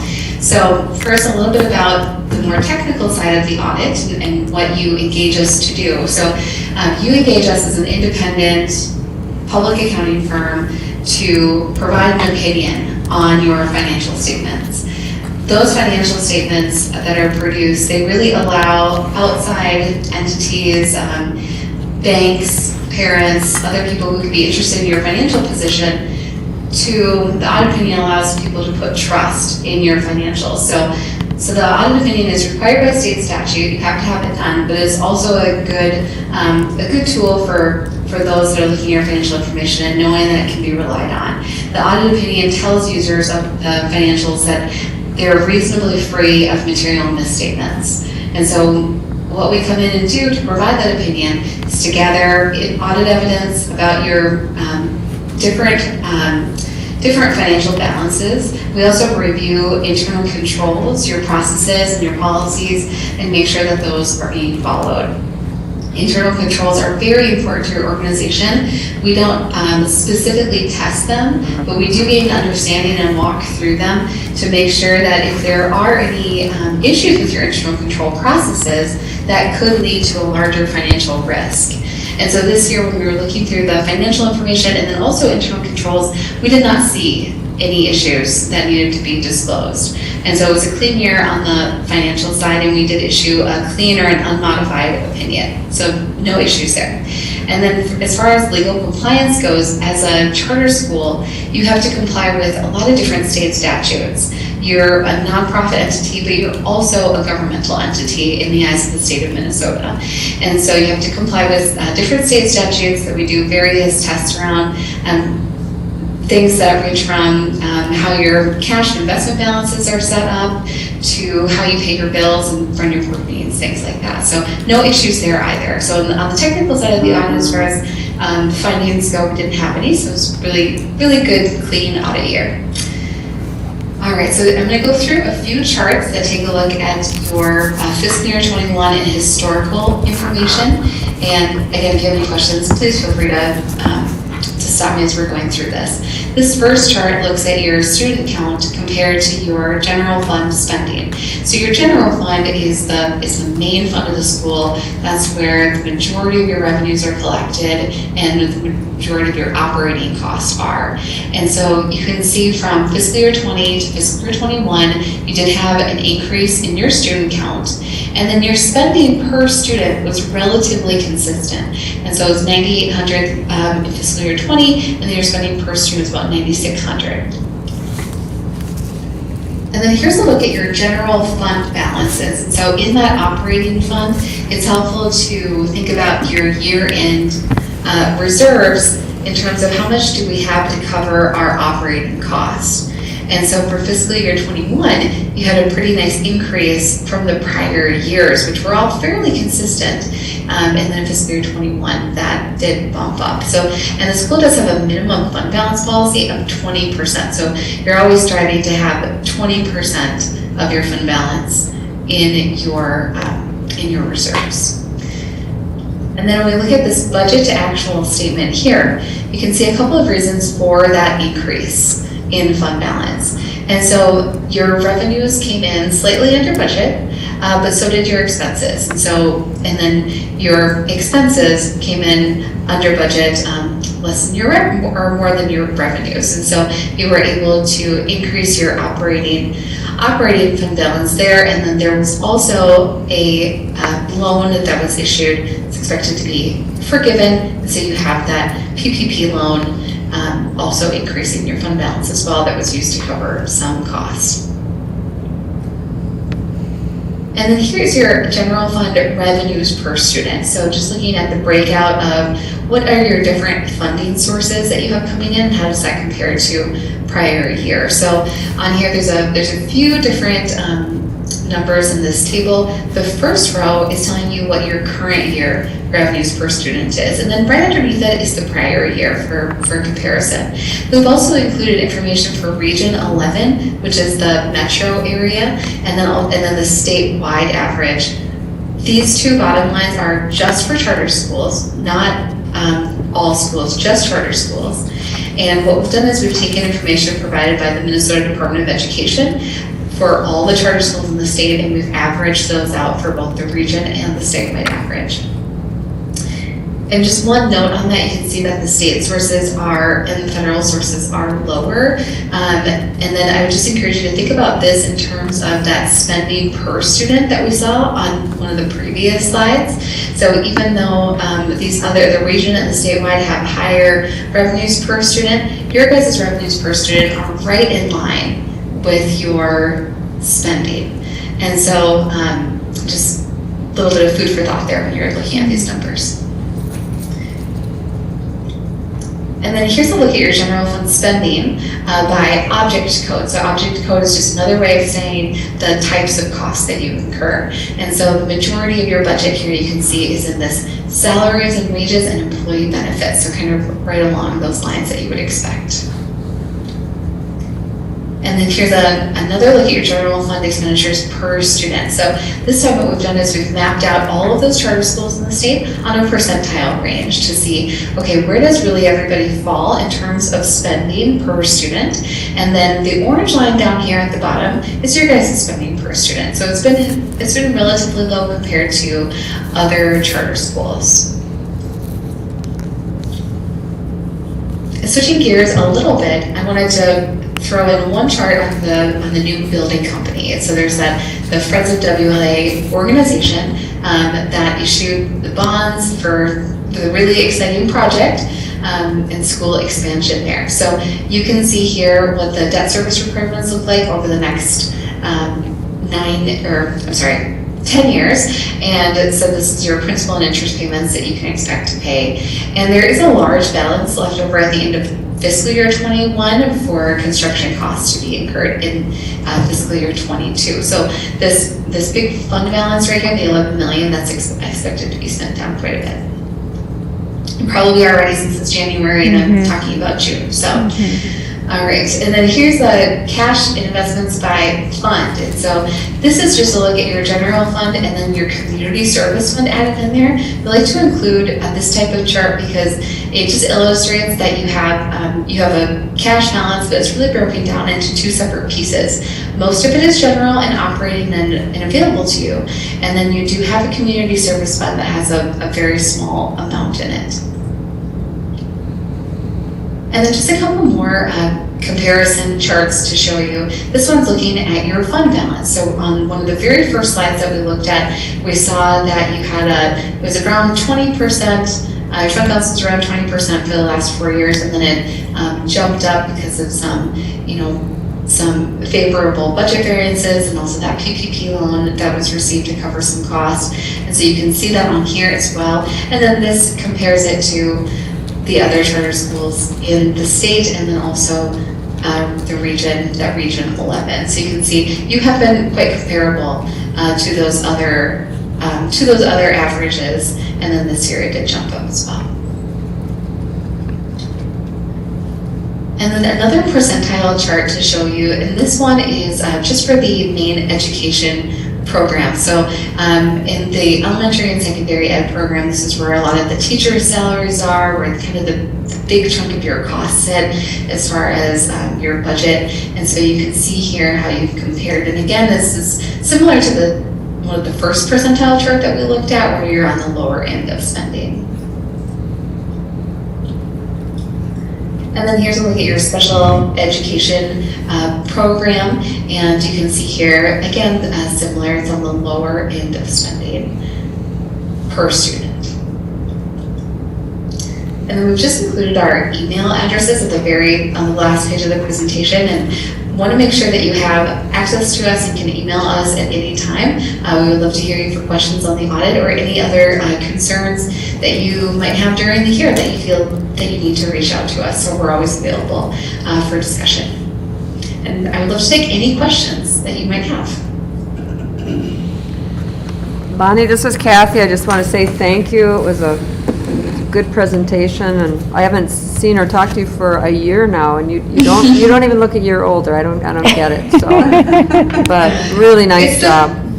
Yeah, thank you. It's a filter. There's a remote presentation. So. Okay. Yeah. Wonderful. Okay. Questions for the Questions? questions? Okay. Thank you so much, Bonnie. We appreciate you meeting with us tonight, and thanks for your flexibility. I know we pushed a little over time, so thank you. And we'll see you again in a short time. It'll be time to start another one here soon. Yes, definitely. Well, thank you so much for letting me come into your board meeting. Absolutely my pleasure to be here. So have a good night. You too. Thanks. Bye. Thanks, Bonnie. Thanks, Brenda. Brenda, can I ask, will you send the final audited financial statements to Nancy in the management letter? Could you do that? And then I think we need to get those up on our website too. And then I could send the board a link too, because I don't even think that we've distributed those. So I know you sent them to me, but I know we had, I'm not sure, I know you edited some of the things to match up with the budget, and I just want to make sure that we have the final ones. Okay, yeah. Thank you. And you know what, Brenda, excuse me, I forgot to ask Bonnie, but when do we get the booklet that has our official audit in it? You know, it's bound and all that? The printed versions? Yeah. If you want a printed copy, we can let her know. Okay. A lot of audit firms are going to more PDF kind of version of the audit. Okay. But if you like it in a hard copy would certainly cover next week. Yeah, if she could just do, you know, one or two, we'll put them in the corporate files, because I'm just old school on that. I like to kind of have them there. Okay. Thank no you. problem. Okay, we are going to start our financial director report. Brenda, you have been such a trooper, you and Bridget both. So, can I ask you real quick, if how has your experience been? Like, can you hear the rest of the board on Zoom? Yeah. You can hear everybody. So when Jason speaks, or okay, Yeah. ish. Okay. It's not as loud as, you know, like on Zoom, but you can still hear. Okay. I'm just trying to think forward if we end up having board members who want to utilize the opportunity to call in. I think you can do it up to 3 times a year from a private place, so maybe we'll talk about that later, but I thought this is the first time we've done this, so that this might allow us to have that capability. So, okay, well, without further ado, financial director report. All right, now I'm going to have Bridget do the presentation. Wonderful. Okay? Yep. All right. Let me get it pulled up here. Okay, can you see the screen fine? Yes. Perfect. Okay. So we are going to go over the December financials tonight. So we'll get going. We also presented these at the finance meeting a couple weeks ago, so we'll go a little bit high level. So ADM, we are doing, have been working on a working budget that will eventually be accepted by the board at the revised budget. And with that working budget, we are budgeting 635 ADM, and as of the latest ADM report that we got for this financial statement, the actual was at that 635, so on target. Currently, the school is budgeting a surplus in the general fund for just over 5,000 or 5,500. And the school is also budgeting to spend about 36,000 out of that community service fund, Fund 4. We're projecting a cumulative fund balance at year end of 1.9 million, so a very healthy fund balance. And projected days of cash on hand is 92 days, and anything above 45 meets your bond covenant, so you're in good shape there. So, like I said, 50% the way through the year, cash balance is just short of 2 million. The prior year holdback, so what the state still owes us from the prior year of state payments is about 6,500, and then we have current year holdback balance of 133,000, and so that is the amount that the state will pay us back next year. They're currently holding back. They hold back 10% each year. As of the end of the month, revenues received were at 50%, so right on target, and expenses just under 50%. Other items, auditors, of course, just presented the audit, so that's good. And then the working budget, we continue to work through that with the finance committee and also Kathy and Nancy. So this is just, you can see this, but nice graphs that show the numbers just in a different way. So we can see here, approved budget, the working budget, where we are at year to date. And then the budgets broken down. Fund balance history. And then just current year financial trends and enrollment information here. Then on the balance sheet, so this is, I kind of mentioned these numbers. Here's your cash balance, the current year state holdback amount that we expect to receive from the state next year, and this is what's still remaining from last year that we are due to receive. There's some payroll liabilities out here, and that's just for summer, when we pay teachers in the summer after the fiscal year is ended, so that's what those numbers are. And then moving on to the income statement, the statement of revenues and expenses.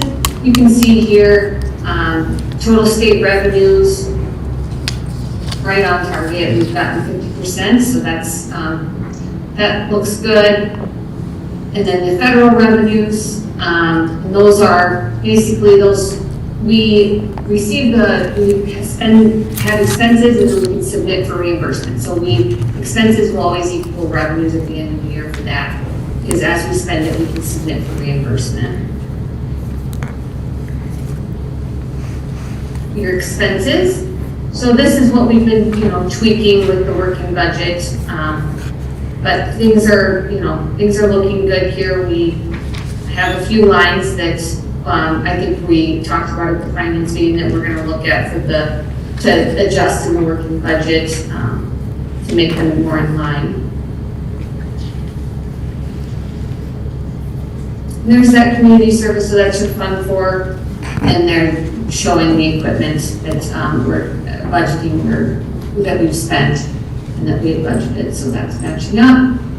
And then there's the summary of both the general fund and the community service fund, and this is basically your year-to-date, so a healthy, that's what net income is looking like for the year. And this is the cash flow projection. So what this does is it shows basically what is coming in, revenues coming in. You can see state aid payments, federal aid payments, some other receipts in the prior year, a little bit of prior year money, total receipts, and then what went out. And then this basically gets you to your cash balances on the balance sheet.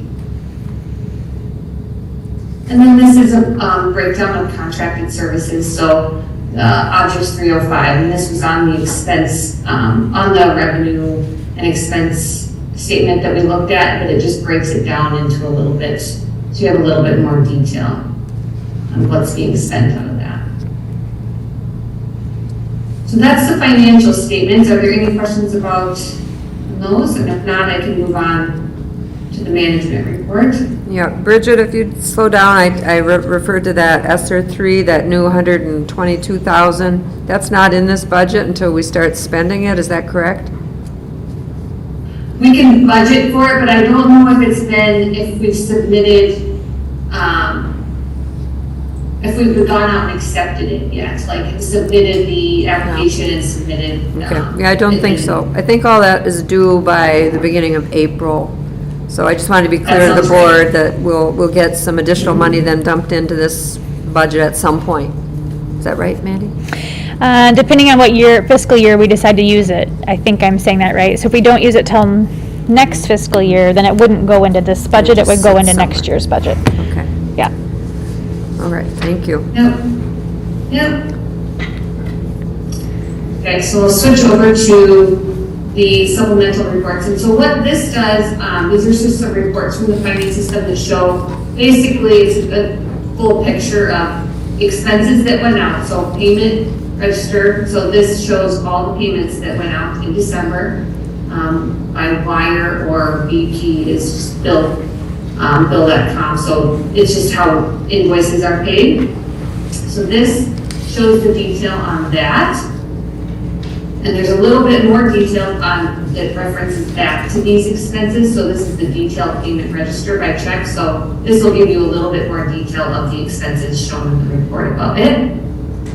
But if there's ever any questions about these, you can feel free to reach out to me or Brenda. We can dig into it a little bit further with you. And then we have, after this, should be the receipt listing. So this is the cash receipt. So this is showing what money the receipts that you received, the revenue received in December, and this also matches back to that cash flow statement that was in the financial report. So you can see here, the money you got from the state and this is federal money here, but donations. So this gives a little bit more detail on your the money cash receipts that came in December. And then the last report is a journal entry listing, and there weren't any journal entries in December, which is not unusual. If there were, this just basically is would net to zero, and it just adjusts between funds if there's any, if we need to move something from one account to another account. So that wraps that up. If there's any questions, I'm happy to answer. Any questions on financials? Are you guys ready for the Finance Committee report? All right, thank you guys. Jolene. Thank you. Thank you. Thank you. All right, the Finance Committee met on our regularly scheduled date, the second Wednesday of the month, January 12th at 4:30. It was a virtual meeting. All members of our committee were present, and we had 3 items on our agenda, so we ended our meeting early at 5:27, which was refreshing. Brenda gave a nice high-level account of all financial statements, and in addition, talking about the new ESSER funds that would be available. So that was an exciting highlight to our meeting, and also stating that our budget was on track within those normal limits. We had a discussion about where to use or which funds to use for some items we want to have for the new build, and Brenda and Judith had some good recommendations of where to take the funds from to put in our kitchen, and then for some weight room equipment as well. We finished our meeting by discussing the finance report from VOA, and Mandy reported that we received a perfect score for our financial reports. So I believe that entitles us to an award at the annual VOA convention, which is awesome. So we will have our next meeting February 9th at 4:30, most likely virtual again. And we adjourned at 5:27. Yep. Is there any questions for the Finance Committee? Just a quick question, because we did not get that perfect score last year, right? Wasn't that, there was some... Was it the finance one we missed? We missed one little check mark Yeah. for something that didn't get in. Yeah, and I remember about 3 years ago, in fact, it was longer than that, we were at the old building, thinking about, all right, we're 3 years away from probably getting, I think it was the Finance or Governance Award, one of the two. But just little things, like you're missing one receipt, or you didn't get your finance report to the to VOA in time 5 days prior to your board meeting. So this year, we did everything right. So that's, I mean, that was my only thing, because I remember that being very disappointing. Yeah. Because it was some little mistake, so Yep. congratulations Yep. on that. This is great. Yep. And Jason, just to clarify that the conversation about the new build, Judith and Brenda were reminding us that basically if we are spending money on something that is like affixed to the building, then we can use the construction bonding money to cover that. But if it's something that is very easily removed from the building, or it's not at all affixed, then that would be something that we would likely need to spend our general fund money on. So just kind of reminding us of things that would stay with the like if you sold it, things that would stay with the building could be covered for bonding money. But if there are things that you would remove and take with you, then typically that would be something that you would need to spend your own general fund money on. So that was kind of the discussion. Yeah. It was a good reminder. I think Sean had asked us to clarify that, so we may talk about it again at facilities. Okay, you wanna? If there aren't any more questions, then I'd like to make a motion to accept the January Finance Committee minutes and the December financials. I'll second. There's been a motion and a second to accept the January Finance Committee minutes and the December financials. Is there any further questions? All those in favor, aye. Aye. Anyone opposed? Any abstentions? Motion passes. All right, Governance Committee report. Yeah, you met on Thursday, January 13th via Zoom. We had about half our members present, and we were just looking over 2 policies, our last couple, 600. So 610, the field trip policy, which we didn't want to make many changes. There was just one little tweak that we had a question for Kathy on as far as transporting students. And then 612.1, which is the development of parental involvement policies for Title I programs. And that one was really heavy with wording that we, needed to keep. And so we compared ours to some other districts and just made sure that we aligned with what their more updated policy was. We still had a few pieces in there that we wanted to look at as a whole committee as well. So we're going to push off second reading for those. Hopefully in February we're good to approve those. And then for future discussions, we are going to create a conduct policy. It sounds like for staff members and board members too, just outlining kind of expectations for conduct in those roles. And now that we've wrapped up our 600s, we're going to start on some 800s that are due for just review. And then the uniform policy as well, which I think is still in first reading. Just based on some parent emails that we've gotten and stuff, just trying to, and the gym, kind of the gym uniform, just that has been in discussion, trying to get some of that more, discussed as a committee and taking in all the different feedback that we've gotten, so. And then we plan to have our February meeting on the 10th, and then we ended our meeting at 5:37. And we also found out from VOA that we got the governance award this year as well. So, yes, so great job, governance committee, keeping us on track. Unless there's not any questions for governance, then I will make a motion to accept the January governance committee minutes and enter policies 801, 806, and 807 into first reading. I'll second that. There's been a motion and a second to accept the January governance committee minutes and to enter policies 801, 806, and 807 into first reading. Is there any further discussion? All those in favor, aye. Aye. Anyone opposed? Any abstentions? All right, that motion passes. Facilities committee, Jason? Yeah, thank you. We actually have 2 facilities committee meeting minutes to review. First from December, we met on December 14th. And at the time, we were on track with build and budget. And we were waiting for the deed to be recorded so that we could apply for tax exempt status with Washington County.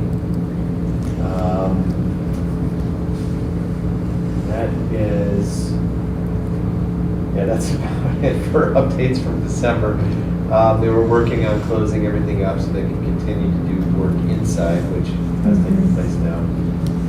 Other thing is identifying some nice to haves or wish list type items for the new facility, depending on how we come in from a budget perspective.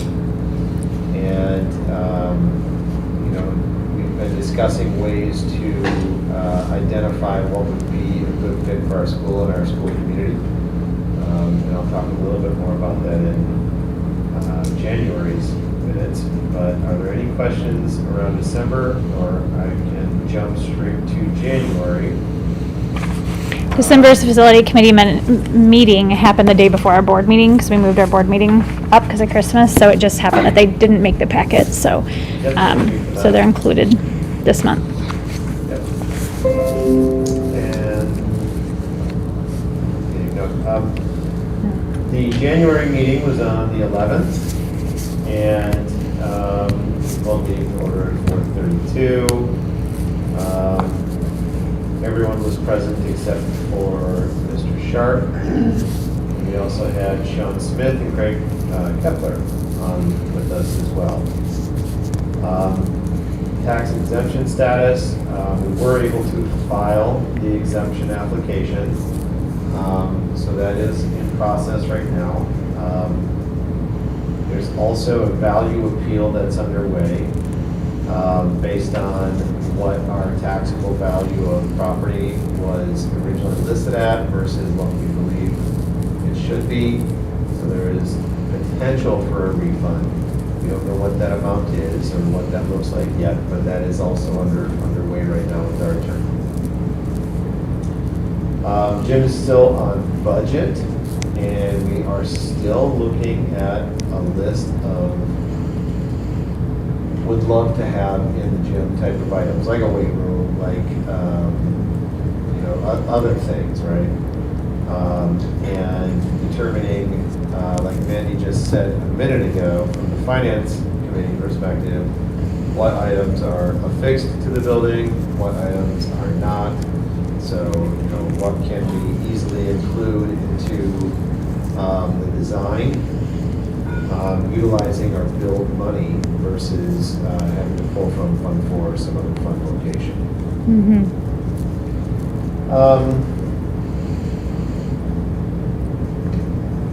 Other updates from our meeting included a change order that updated our move-in date into June. That's largely due to materials delays things like that. They wanted to push back even further, but we kind of put our foot down and said no. We'll take June, and that's about it. So there's going to be another review in February to determine where we're at from a timing perspective. Hopefully things have sped up and not slowed down, so that we at least maintain June as our movement. And we're working through lots of stage, theater, sound decisions. We hope to have some more input on that by our next meeting update. With that, are there any other questions? Actually I forgot to mention, our next scheduled meeting is Tuesday, February 8th at 4:30 p.m.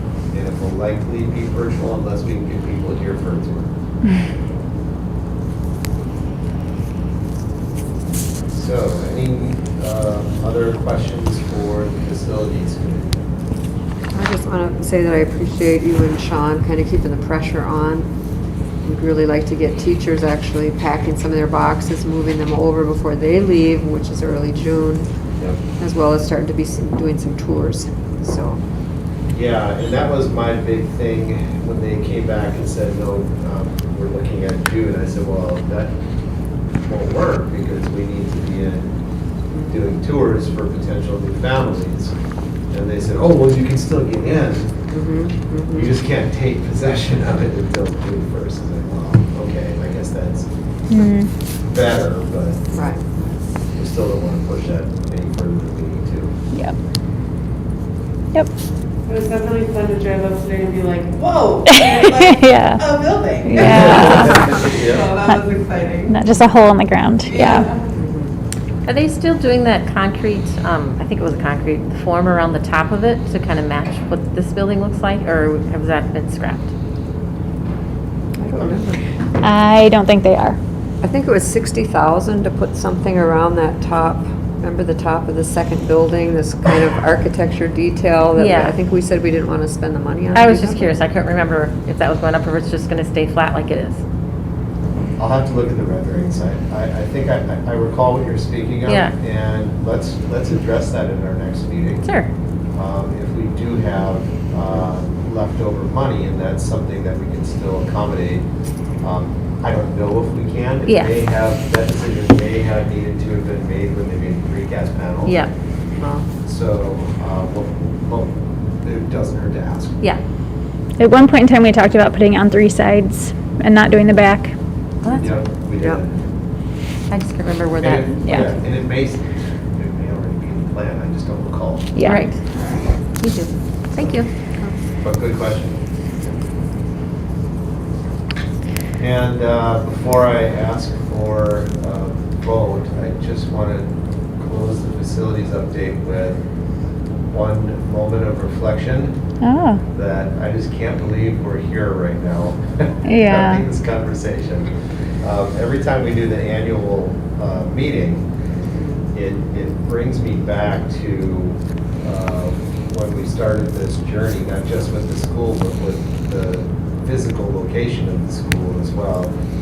And it's so exciting to see how far this community has come together. For sure. So with that, unless there's any other questions, I will make a motion to accept the, let me say this correctly, 1 second here. Oh, do you have it right there? Make a motion to accept the December and January facilities meeting minutes. I'll second. There's been a motion and a second to accept the December and January facilities meeting minutes. Is there any further question or further discussion? All right, all those in favor, aye. Aye. Anyone opposed? Any abstentions? All right, that vote passes. Okay, so let's talk about strategic planning. Okay, so here's where we sit right now, is that we've talked with 2 separate organizations about strategic planning. If you remember from last meeting, we heard from Bruce I should probably pull up his proposal. I was in last month's packet, and then I printed out the email, which is the proposal from Gail. So I just would like to open up to you guys. I don't have a lead on any other consultants that we should be considering, so I guess it's an open question of what did you think of the two? Do you think we should continue entertaining other places? Do you have a good feel for a direction that you guys would like to head? Could you just remind us where Bruce was from again and what he was? Yes. Does anyone remember off the top of their head? I'm going to look it up here. He's in Great River. Yeah. This is the Big River. Big River Group. And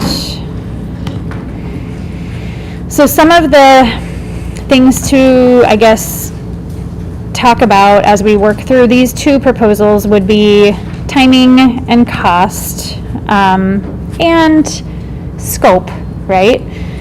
So I think those are kind of some of the key things to keep in mind. So for Bruce with Big River, I did feel like the scope was fairly similar. I don't know if anyone agrees or disagrees. Sometimes it's hard. I liked some of the like the ending items that Gail talked about with the board resolution, with the self-reflection that followed it, really like tying it up with a perfect bow. I'm not saying that Bruce's didn't involve that. I just don't think we spent a lot of time maybe asking him about that. So we definitely could follow up and ask. But cost-wise, oh man, let's see. So Gail's is $9,300, and why can't I find it, Kathy? Bruce was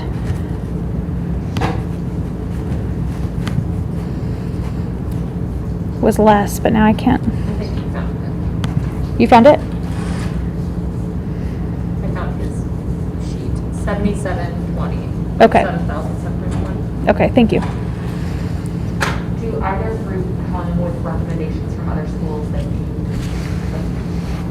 have close working relationships with, any voices that you trust?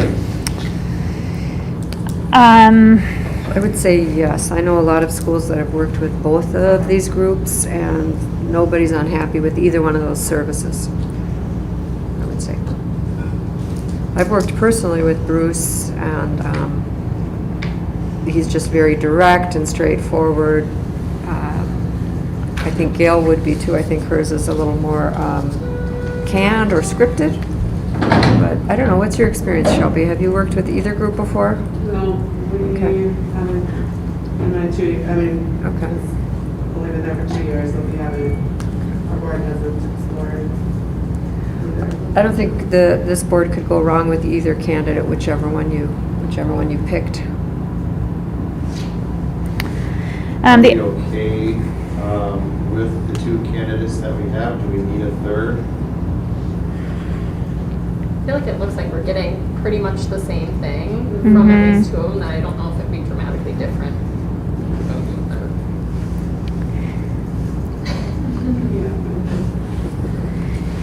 Would either group be suffice for VOA for us to go with, or would they rather see us go with a proven school, the Minnesota School Board Association, or is the Big River group okay with VOA? No, they'd be good with either one. Yeah. So timing-wise, another thing to just keep in mind is that Big River Group does have immediate availability, so that's something that we could start in on here real soon. Typically, I think he said they last about 30 days, so it's a fairly quick process with Big River Group. With MB, with the other organization, MSBA, there you go. With MSBA, they had availability in the fall, so it would be more of a September, October, November timeframe. And I think it would span a little bit longer. So just something to keep in mind. It's interesting, I think, when you look at that as a board, because you can move forward with the board that's intact, or you can say, all right, we're going to have a little bit of turnover at the end of this school year, so do we start that process with the new board members or not? But trying to put some food for thought out there. Is Big River, are they able to have our sessions done before June? Mhm. That's something we could clarify, but I got the feeling that yes. Because if you said immediate availability and it would take 30 days, that would lead me to believe it would be done before June. But I could clarify that. I think I remember him being like, it was a little flexible too, like some of the pieces of the plan, it wasn't necessarily as scripted of like going down the checklist for him. So, I don't know if that changed. I think you'll get more honesty doing it now than in the fall. Like in the fall, everyone's fresh and, you know, excited and all of those kinds of things. I don't know how much like truth you'll get, right? Yeah. Whereas right now, everyone's in that like, Yeah. we're at the bottom of the hill, working our way back up as the weather gets warmer. And so I think you'd get more honesty right now from like kids and parents and community That's a good point. stakeholders. Whereas the fall, everything's new and shiny and Yeah. look at here. And Yeah. now it's we're 4 months in and we know Yep. where we need to improve. Yep. That's a good point, Shelby. And I think doing it sooner, we can start making changes for next year. Yeah. Rather than. Yep. Love that. Sounds like we're backing into a decision. I did like the MSBA's like got templates ready to go for social media for rollout and stuff, but you know, that's something that I think we could do on our own as far as posting to the Facebook page and the website. It's not because We've got Mr. Roderick. That's right. That's what I was just gonna say. In fact, he's doing it now, I think. I know, he's actually doing it right now. Live update, yeah.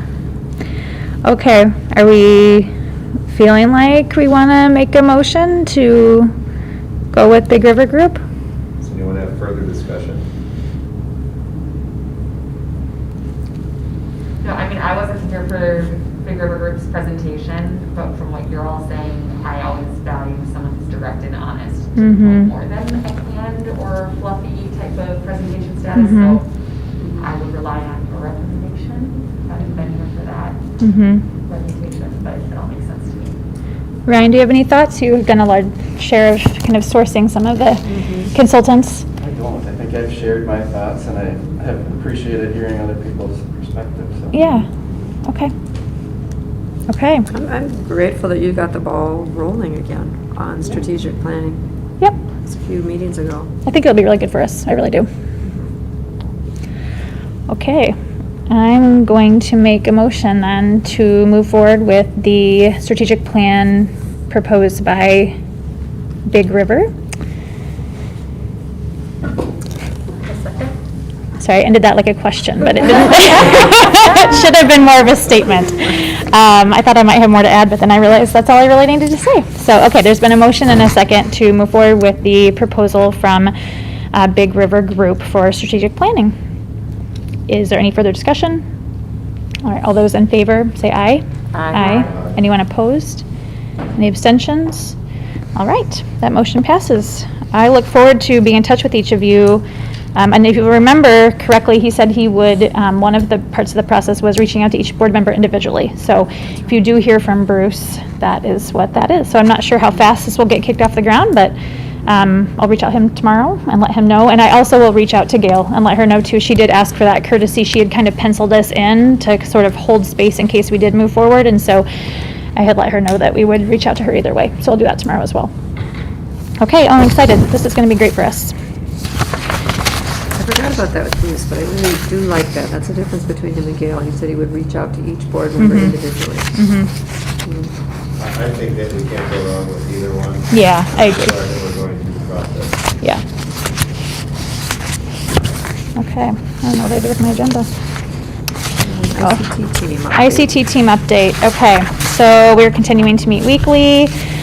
And I will say we're breathing a little easier this week. We had a couple of weeks since our last meeting in December. I think most of us know that just generally speaking, community-wide COVID has really ramped up, and we definitely saw that at our school. So we At any given time, probably our highest number of people out quarantining due to positive tests at our school was in the 20s, maybe 26-ish. I mean, obviously every day by hour it fluctuated, but we are now down, I think Kathy said we currently have 4.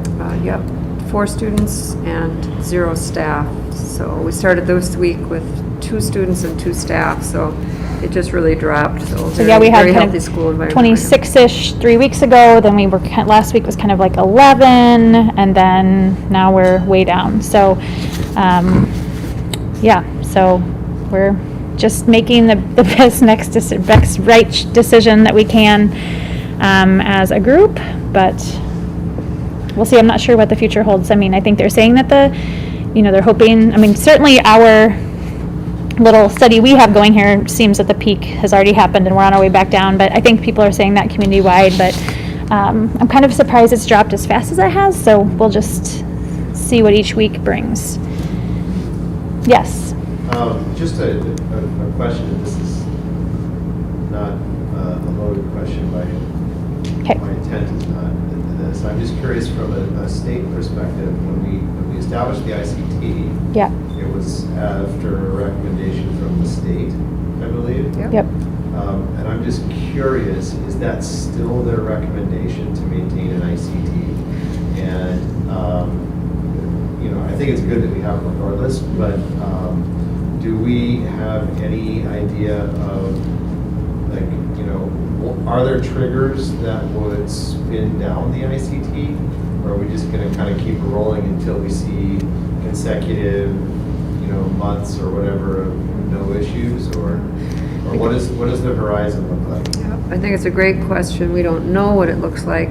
When the board gave power to the ICT team, what was it, over a year ago, to make some decisions so that you guys weren't all caught up in all these ups and downs every week. That was great. We kind of continued, and I think we thought it would kind of dissipate naturally. What I had found out from other school leader groups that I talk with, it seems like very few of these schools actually have an ICT team anymore. But again, I'll pick Shelby's brain to see what you might know, but I don't think that we have to have one. I think that it will kind of dissipate naturally here. I'm really glad that it's still in place. But what do you have? Yeah, I think it came out as part of a safe learning plan, and that plan expired when school was out last year. So I think the requirement for it probably fizzled along with that. I think we have kept it because it's worked well for us. Like the model just has worked well. I mean, I think there's a lot of questions that we go through, each week, and it's so helpful to have all these different perspectives from healthcare, from teachers, so it just has worked for us. But I think when we got to the end of the school year last year, we thought maybe that would just be the end of it. But then when it wasn't the end of COVID, we thought, well, this worked well for us last year. Why wouldn't we just continue doing it? So do you guys have an ICT? We do not. Our board just at the beginning of the year suggested that we follow the MDE, MDH guidance throughout the year, regardless of what that guidance is. So that's what we do. And it just makes it easy for us to then say to parents and stakeholders, like, look, we're just following the guidance. Yeah, yeah. I think when we gave power to the ICT, we specifically didn't put an end date. We put that it was until it was no longer necessary, right? Yeah, that's what that was. We would love for it to no longer be necessary. But Well, I can just say from a stakeholder perspective, I like getting updates. Yeah. I know that other schools in our area aren't giving updates, so parents don't know if there's COVID in their school even. Yeah. So it's nice, to get updates still. Yeah, right. So from that perspective, I like it. But again, at some point in time, we probably got to get back to normal. Yeah. And maybe that's the end of the year. And maybe so, yeah. Well, let's hope spring break. Yeah. Why not? Yeah, and we've definitely had periods of time where we've only met, every couple of weeks here and there, but then it just feels like lately, weekly. Sometimes Ben is even like, can we meet more than weekly? I have so many staff coming to me with so many questions, and he said it's really hard, after like a break, like a Christmas break or something, we don't meet till Thursday. So they come back in and, staff has all these questions and go to him to ask him things, and he's like, well, we don't meet till Thursday, anyway, or you, I'm sure, yeah. But anyway, yeah. I also have one more question. I don't want to drag this out here, but I know that like masking, especially right now with like the new variant and just our numbers going so high, like everybody probably feels like this is what we need. But I'm just curious about families who are looking for schools, especially families who are looking for charter schools. Like, do we have any idea, or does MDE or MDH have any idea as far as like masks in schools? Does that seem like it's going to continue? No, because I know, what was it, Hennepin, Anoka Hennepin? They got rid of theirs. I don't know if they ended up doing that, but they There's did. a lot of private schools that don't have masks. I'd be careful to generalize and say that that's what everyone is looking for. Well, yeah, I don't know if the conversation's already happening in ICT or just even like seeing the future of that in any way. Hopefully they're going away fast, but, No, that is the goal. I mean, that's everyone's goal, right? Is to get back to normal. It's just when can we do that and maintain our school health? So, yeah. But when we think we might know, we'll tell you. I feel like I don't know. I don't feel like super strongly Yeah. about that to come off. I know, right. Opening the door of that conversation. Yeah. So, okay. All right, Kathy, discussion to cap grades 7 and 8 for the remainder of the school year. yes, but before we lose everyone's attention, I'm going to squeeze in one more little quick thing. Oh, sure. And that is, in our governance, this just came up with second grade teachers. And I'd feel more comfortable if the board could approve this. In the spring, they want to take kids to Fonderosa Oh, I as a love field trip. We all love that. It's over in Fonderosa. St. Croix Falls, but it is out of state. So the board typically approves any overnight field trips, and I'm just asking for a nod from the board to do an out-of-state field trip. So if we could kind of get some consensus on that, and then I'm going to talk about capping classes. What grade did you say? Second. I don't think there's anything that says they can't go out of state. I don't think. No, we only have one for overnight. Yeah. But it looks like from the nodding heads, I'm going to take that as a go-ahead. The next one's a little tricky. We've done this once or twice, maybe, Nancy, over the last 5 years, where I've requested that the board set a cap, not closed enrollment for this current year for 7th and 8th grade, but puts a cap on it, which would be our enrollment in those grades today. And the reason is, we've got many fine students in the spring of the year, for instance, transferring in. But when you get into 7th and 8th grade, sometimes it gets more complex because sometimes there's reasons they're leaving their other schools. And so I guess there's no tactful way to say that, I think we get what you're saying. Okay, so I would ask the board if we could cap 7th and 8th grade effective immediately at the current enrollment for the remainder of this school year. Need a motion? We do. Does anyone have questions? I mean, is there any reason that we should just start from here to not have it? No. No. Financially? No, if we do lose some more 7th and 8th grade students, I think we're prepared for that financially. But thank you for asking. Did you want to make a motion, Jason? I would make a motion. Oh, sure. I want the exact number. I don't want to say a permanent enrollment. I Oh, want the exact number. yeah, sure.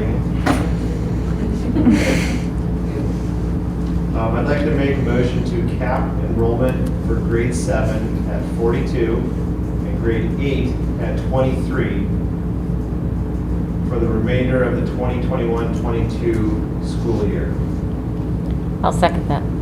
There's been a motion and a second to cap enrollment for 7th and 8th grade. Is there any further discussion? I have a quick question. If we put a number on it and a kid leaves, then we You have have to- an open spot? Yeah. Yep. Is that right then? Even if you don't put a number on it, but if you put a number on it, it's very clear and straightforward that somebody can't come back and argue next week or something about. When we've gone through this before, I think we originally thought we would close enrollment, but we were quickly reminded by VOA that we're open enrollment school, so we can't close, like we're a public school, so we can't close enrollment, but we do have the ability to cap it. So you are right. If someone leaves and a new student would express interest, we take them. But if they don't, then that gives us the ability to not. Okay, so there's been a motion and a second to cap enrollment for 7th and 8th grade for the remainder of the school year. Is there any further discussion? All those in favor, aye. Aye. Anyone opposed? Any abstentions? All right, that motion passes. Okay, so we had a lengthy meeting tonight, but we're on to board communication, future agenda items, and reflection.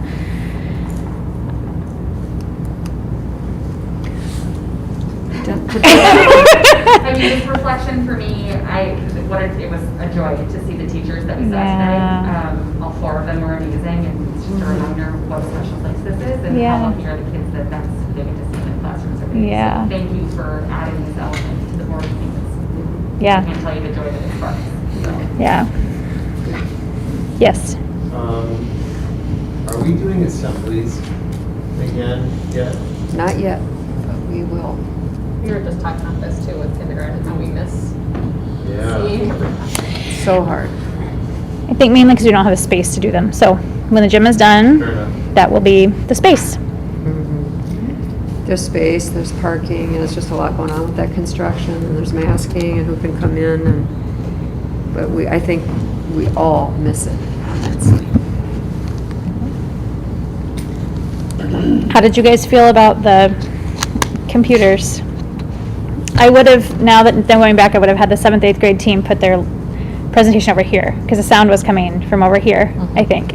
So, but live and learn a little. I wanted to put something out there too. We talked about at the facilities meeting, but to get a committee together for the school logo so we can get that finalized. Oh, yes. So we have that to put on the gym floor when that's ready to go. Yes. And then also source some apparel. But also on, it's merch. Yep. All kinds of stuff. I wonder if we couldn't largely lean on PTO to help us with that. Like, it just feels like they're, chomping the bit to do something, and a lot of the typical ways that they've supported the school, they haven't really been able to do. And I felt like, I know there's a lot of creative, artistic people, and I thought maybe we could get some of their help. Yeah, I would like a lot of teacher input on that. Okay. I don't know if I could lead the committee, but I would really like to be on the committee to help steer some of that. Yep, for sure. Copyright infringement, I think that there's a direction we want to go with our logo so that it has a certain appeal to what we're here for. Yeah. Not just a cutesy, fun thing. Okay, I hear Jolene and Diane. And the other thing that we discussed at facilities about this is maybe if there were, here's our top two options, and maybe we keep them both for different reasons, but, just kind of, what is the logo going to be generally? Give us something to look at and choose. As a board, That'd be great. Who was that guy that was supposed to be here during drop-off this morning? Snafu? Oh, yeah, Sniggy? Snarg, but he's got sick. Snarg. What are you talking about? I'm sorry, this is just so random, but we had, how we have those mascots that show up now and then and do things? Yeah. So we were supposed to have Snarg, the iReady person. It's like a math curriculum character. Yeah, he was supposed to be here this morning, and he has COVID. I mean, I hope he's all right. It's just kind of says Snarg has COVID. I'm like, Snarg? What is a Snarg? What does he mascot look like? What represents iReady math? He's like a dragon dinosaur thing. Yeah. My favorite was the Minnesota corn processors. The corn guy, The and then one of our kids loved teachers had to him. put the corn guy suit on. That's right. The corn guy, that was one of our best assemblies. That was a great one. The kids loved the corn on the cob guy. Corn is in everything. Yeah. So, anyways, Okay. Sorry. That's okay. Okay, our next regularly scheduled board of directors meeting will be Wednesday, February 23rd, 5:30, right here. I guess, board members, if you want to participate virtually, my understanding is you may do so from a private place 3 times a year. So my concern, I'll say with this, is that like if you're online, so if you were Brenda or Ben presenting, I think right now you only see me, which is kind of, right? Right now you see the full board. Who does though? The people online do YouTube, but not somebody on, like if a board member called into Zoom so that they could participate in the meeting, I think they're looking at this camera, like they're looking at the screen that I am. They can see more than that. You can see all the participants, can't you? I don't think they can right now, the way it's set up. It's just. No, I'm just saying, okay, so that green computer is YouTube. And that's what, if you were a parent calling in from home or a teacher or whoever, you're watching all of us. But I'm saying if you're a board member, you're not going to call into that green computer because then we can't interact with you. We need you to vote. And so your way to participate the 3 times per year could be on this TV. And on that TV, you only see me. So I think maybe I could just take this. But you can like if I was at home. Yeah, that's true. You could watch that. And if you had 2 computers. I counted, the Okay. YouTube is a 25-second delay. Okay. Okay. Whose presentation did you do that during? I'm just kidding. Okay. Mandy, and we don't have to, this just separately, if I was gonna do it, it would Yep. be because I'm from work, so I would just need to know if then US Bank Stadium becomes like a public. Well, my understanding is that you can do it from a private place 3 times. If you did it more than 3 times, so the 4th time, you would be, if you were coming in virtually, you would need to be in a public location. But it's private design, or is it just how many times you can do it without posting? Do you see what I mean? We So- don't talk about it now. Okay. Well, I'm sure it's a question other people have though. So you could do it 3 times. Office as we're private. Because Well, could other people come sit next to you and watch if they wanted to? Can you post it on the door and say anyone come in? That's what I would need to know. If I Yeah. have to, because of open meeting The law. 4th time you would have to. Okay. So, or go somewhere else public, like a library or, and, Just post it during a concert or. yeah! You have a ticket, come on in. So, and I do think that 4th time, I also would need to know, or Natalie would need to know ahead of time, because I think we have to officially put it on the agenda, and we have to put where you are. So again, the 3 times, I don't think you have to do any of that, but the 4th time, you would, so let's try, if we can, not to do the 4th time. Just to keep things as simple as we can. Okay, all right. With that, I will make a motion to adjourn. Second. There's been a motion and a second to adjourn. Any discussion? All those in favor, aye. Aye. Anyone opposed? Any abstentions?